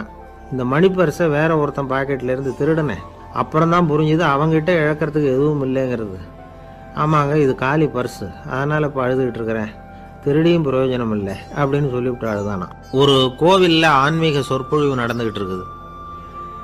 ஒரு பெரியவர் பேசிக்கிட்டு இருக்கார். கடவுளை பற்றியும் சொர்க்கத்தை பற்றியும் மனுஷனை பற்றியும் அவர் விவரமாக பேசுகிறார். எல்லாரும் உட்காந்து கேட்குறாங்க. அந்த கூட்டத்தில் ஒரு தத்துவ ஞானியும் உட்காந்துருக்கிறார். அவர் அவருடைய நண்பர். பேசி முடித்ததும் அந்த பெரியவர் மேடையை விட்டு இறங்கினார். நேராக அந்த தத்துவ ஞானிகிட்ட வந்தார். எப்படி இருந்தது என்னுடைய பேச்சு அப்படின்னு கேட்டார். நீங்கள் பேசினது ஒன்றுக்கு ஒன்று முரண்பாடாக தெரிஞ்சுது அப்படின்னாராம் இவர். நான் என்ன அப்படி தப்பாக பேசிவிட்டேன் அப்படின்னாராம் அவர். கடவுளை நம்புகிறவன் சொர்க்கத்துக்கு போவான்னு சொன்னீங்க, அப்புறம் நல்ல விதமாக வாழுறவன் சொர்க்கத்துக்கு போவான்னு சொன்னீங்க அப்படின்னாராம். இதில் என்ன முரண்பாடுன்னு கேட்டிருக்காரு அவர். இதில் தான் முரண்பாடு தெரியுது எனக்கு. அதாவது இங்கே ஒருத்தன் எல்லா தப்பும் பண்ணிகிட்டு இருக்கிறான், அவன் கடவுளை நம்பினான்னா அவன் சொர்க்கத்துக்கு போவானா? இது என்னுடைய முதல் கேள்வி. இல்லைன்னா ஒருத்தன் எந்த தப்பும் பண்ணல, ரொம்ப ஒழுங்காக வாழ்ந்துக்கிட்டு இருக்கிறான், ஆனால் அவன் கடவுளை நம்பலை, அவன் என்ன நரகத்துக்கு தான் போவானா? கடவுள் நம்பிக்கை உள்ள ஒரு திருடன் என்ன ஆவான், எங்கே போவான்? கடவுள் நம்பிக்கையே இல்லாத ஒரு நல்லவன் என்ன ஆவான், எங்கே போவான்? ஒருத்தன் இங்கே கடவுள் நம்பிக்கையோடு வாழறது முக்கியமா அல்லது நல்லவனாக வாழறது முக்கியமா? இதுதான் இவர் கேட்ட கேள்வி. இதை கேட்டதும் அந்த பெரியவர் குழம்பி போட்டார்.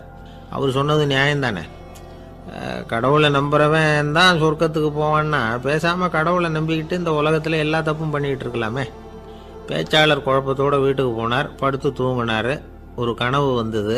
கனவில் அவர் ஒரு ரயிலில் வேகமாக போயிட்டுருக்கிறார். எதிரில் உட்காந்துருக்கிறவரை பார்த்து நாம் இப்போ எங்கே போகிறோம்னு கேட்டார். சொர்க்கத்துக்கு போயிட்டுருக்குறோம் அப்படின்னாங்களாம். ரயில் போய் நின்றுது. இவர் இறங்கினார். இங்கே கௌதம புத்தர் இருப்பார், சாக்ரட்டிஸ் இருப்பார், அவங்கள பார்க்குறதுக்கு ஒரு நல்ல வாய்ப்பு அப்படின்னு நினச்சிக்கிட்டே அங்கேயும் இங்கேயும் பார்த்தார். அங்கே யாருமே இல்லை. ஒரே பாலைவனம் மாதிரி இருக்குது. பச்சை இல்லை, பசுமை இல்லை, பூக்கள் இல்லை, மரம்லாம் மொட்டையாக நிற்கிது. எலும்பும் தோலுமா சில முனிவர்கள் அங்கேயும் இங்கேயுமா உட்காந்துருக்குறாங்க. இவர் அவங்கக்கிட்ட போய் இந்த புத்தர், சாக்ரட்டிஸ் இவங்கெல்லாம் எங்கே இருக்கிறாங்கன்னு கேட்டாராம். அப்படி யாரும் இங்கே இல்லையே, அவங்கெல்லாம் யார் அப்படின்னு திருப்பி கேட்டிருக்கிறாங்க.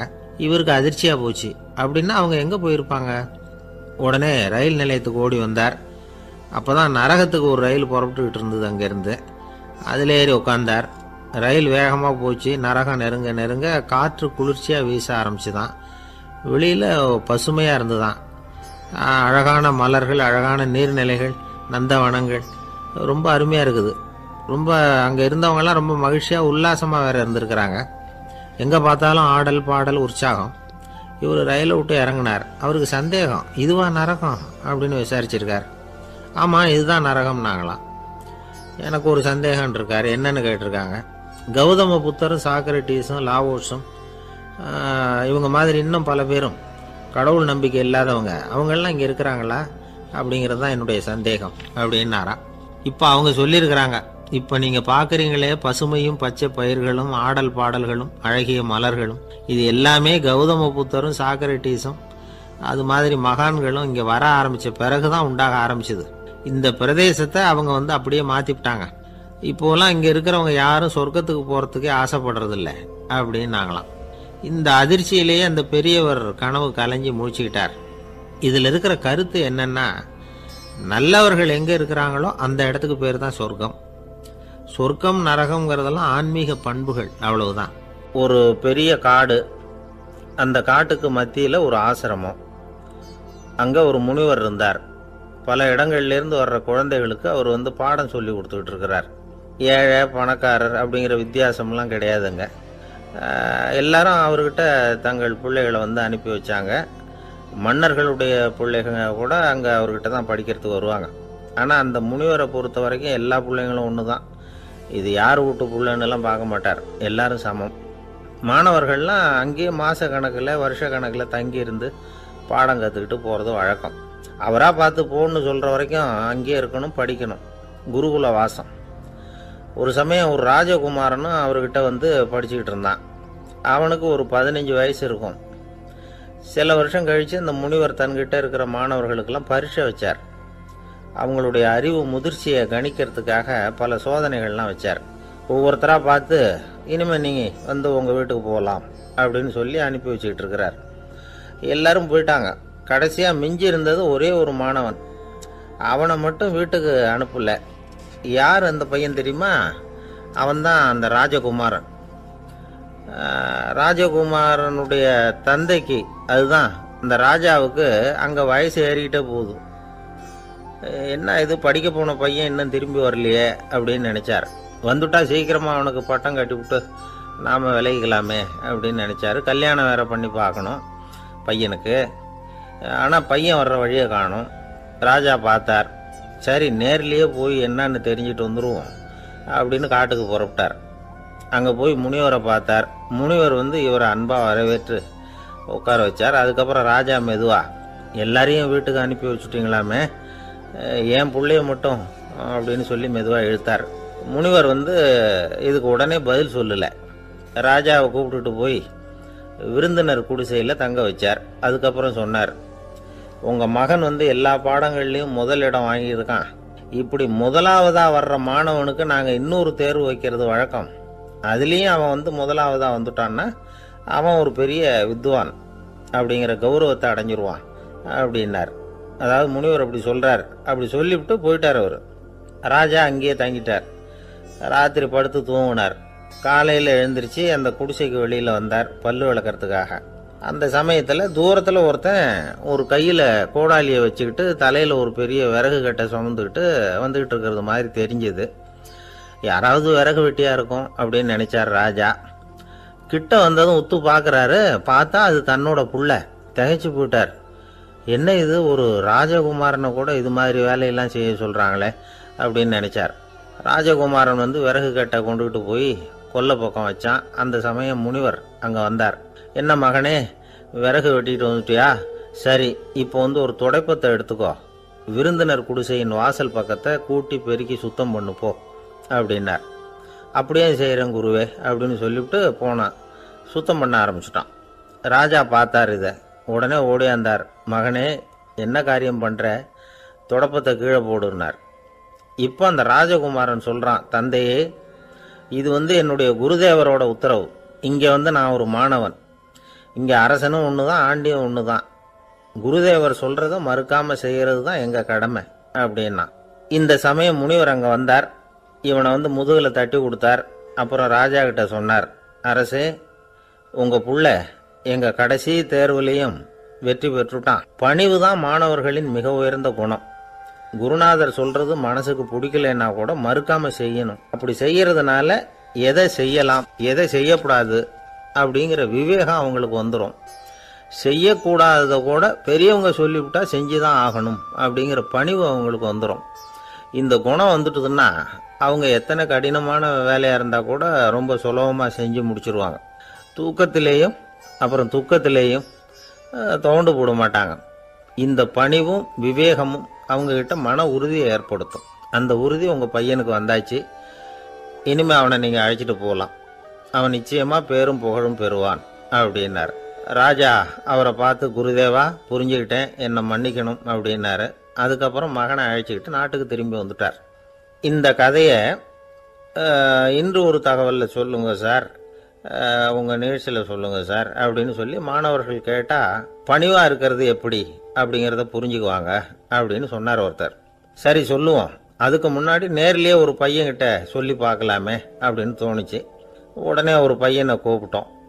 ஏன்பா, உங்கள் வாத்தியார் உனக்கு இது மாதிரி ஒரு பரீட்சை வச்சா என்ன பண்ணுவேன் அப்படின்னு கேட்டோம். நானும் அப்படி தான் சார் நடந்துக்குவேன், விறகு வெட்டுவேன், தொடப்பத்தினால கூட்டி சுத்தம் பண்ணுவேன், உடனே செஞ்சு முடிச்சிருவேன் சார் அப்படின்னா. பலே பரவாயில்லையே அப்படின்னோம். ஆமாம் சார், அப்படி செஞ்சால் தானே வீட்டுக்கு அனுப்புவார், இல்லைன்னா இன்னொரு வருஷம் இங்கேயே இருந்து படின்னு சொல்லி விடுவார், அதனால் அப்படி செய்வேன் அப்படிங்கிறான் அந்த பையன். இந்த உலகத்தில் உண்மையாகவே வேதாந்தம் பேசுகிறவங்களும் உண்டு, உள்ளுக்குள்ளே வேற மாதிரி இருந்துக்கிட்டு வெளியில் வேதாந்தம் பேசுகிறவங்களும் உண்டு. ஒரு ஆள் இருந்தார். அவரும் ஒரு கடை வச்சு வியாபாரம் பண்ணிக்கிட்டு இருந்தார். மகா கஞ்சன், யாருக்கும் எந்த உதவியும் செய்ய மாட்டார். எச்சில் கையென்ன ஈர கையை கூட உதற மாட்டார். அப்படிப்பட்ட மனுஷன். அந்த ஊருக்கு ஒரு முனிவர் வந்துக்கிட்டு இருந்தார். வருஷத்துக்கு ஒரு தடவை வருவார். ஒரு நாள் 2 நாள் இருப்பார், அப்புறம் போயிடுவார். அந்த முனிவர் வர்றப்போலாம் இந்த ஆள் எழுந்திரிச்சு ஓடி போய் அவரை வரவேற்பான். ரொம்ப பெரிய வேதாந்தி மாதிரி அவர்கிட்ட பேசிக்கிட்டு இருப்பான். காயமே இது பொய், வெறும் காற்றடைத்த பையும்மா, தர்மம் தலைகாக்கும்மா. பணம் என்ன சார் பணம், இன்னைக்கு ஒருத்தன் கையில் இருக்கும், நாளைக்கு ஒருத்தன் கையில் இருக்கும், எல்லாம் மாயம். எனக்கு தான் இன்னமும் இந்த சம்சார பந்தத்திலிருந்து விடுபடுறதுக்கு நேரம் வரலேம்மா. அந்த முனிவரும் இந்த ஆள் இப்படி சொல்கிறத கேட்ட உடனே, ஏப்பா அப்படி சொல்கிற, இப்போ கூட நீ சரின்னு சொல்லு, உனக்கு தீட்சை கொடுத்து இதிலிருந்து விடுபடுற ஞானத்தை போதிக்கிறேன் பார். உடனே அந்த ஆள் என்ன சொல்லுவான் தெரியுமா? ஐயோ சாமி, இப்போ அது எப்படிங்க முடியும், பிள்ளைங்கள்லாம் சின்ன சிறுசுங்க, அதுகளுக்கெல்லாம் ஒரு கல்யாணம் காட்சின்னு செஞ்சு கடமையை முடிச்சுட்டா நீங்கள் சொல்கிறபடி செஞ்சு விடலாம்மா. சரி, இன்னும் முனிவர் போயிடுவார். அடுத்த வருஷம் வருவார். இவன் வழக்கம் போல் வேதாந்தம் பேசுவான். சரி, தீட்சை கொடுக்குறேன் வா அம்பார்.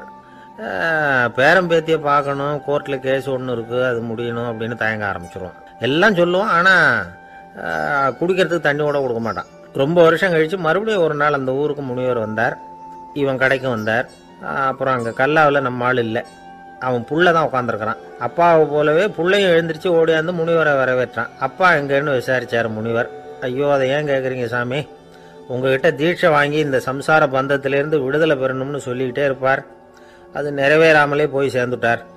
போன மாதம் ஒரு நாள் திடீர்னு நெஞ்சு வலிக்குதுன்னார், அவ்வளோதான் போட்டுன்னு போயிட்டார் அப்படின்னு புலம்புனான் பையன். இதை கேட்டதும் முனிவர் சிரிச்சாரான். அவன் எங்கடா போவான்? உன் அப்பா எங்கேயும் போகல, இதோ வாழை ஆட்டிக்கிட்டு உன் காலடியிலே இருந்துக்கிட்டு இருக்கான் பார் அப்படின்னு சொல்லி அங்கே நின்றுக்கிட்டு இருந்த ஒரு நாயை சுட்டி காட்டினாரான். என்ன சாமி சொல்கிறீங்க அப்படின்னு ஆச்சரியமாக கேட்டிருக்கான் பையன். உடனே முனிவர் அந்த நாயோட தலையில் ஒரு தட்டு தட்டி பேசுகிறா அப்படின்னாரான். உடனே அந்த நாய் வேதாந்தம் பேச ஆரம்பிச்சுட்டு தான். காயமே இது போய் வெறும் காற்றடைத்த பைய அப்படின்னு தான். முனிவர் சொன்னார், அடே இப்போவும் ஒன்றும் கெட்டு போகல, நீ விரும்புனா சொல்லு, உனக்கு தீட்சை கொடுத்து என் பின்னாடியே அழைச்சிட்டு போயிடுறேன், அங்கே அழைச்சிட்டு போய் உனக்கு ஞானத்தை போதிக்கிறேன், வர்றியா அப்படின்னு கேட்டிருக்காரு. உடனே அந்த நாய் சொல்லிச்சான், ஐயோ அதை ஏன் கேட்குறீங்க சாமி, நான் உண்ணாமல் தின்னாமல் ஏராளமான சொத்து சேர்த்து வச்சுட்டேன். என் பிள்ளைங்க அதோட பெருமை தெரியாமல் ராத்திரி நேரம்லாம் கதவை திறந்து போட்டுட்டு தூங்கிடுவாங்க. அதனால் இப்படி நாயாக பிறந்து ராத்திரி பாலாக சுற்றி சுற்றி காவல் காத்துக்கிட்டு கிடக்கிறேன். இப்போ எப்படி சாமி வர முடியும் அப்படின்னு கேட்டுதான். அறியாமையிலேயே சுகம் கண்டு இப்படி இருக்கிற ஆளுங்களுக்கு எப்படி விடுதலை கிடைக்கும், எப்போ விடுதலை கிடைக்கும் அப்படின்னு கேட்குறார் தசாவதானி, திருக்குறள் பேர் ராமையா. அவர் கேட்குறது நியாயம் தானே. இந்த காலத்து பையன் ஒருத்தன் அப்பா கிட்ட சொன்னான், அப்பா இன்னைக்கு நான் 1 ரூபா மிச்சப்படுத்தி விட்டேன் அப்படின்னு. நானும் அப்படியா, என்னடா பண்ணேன்?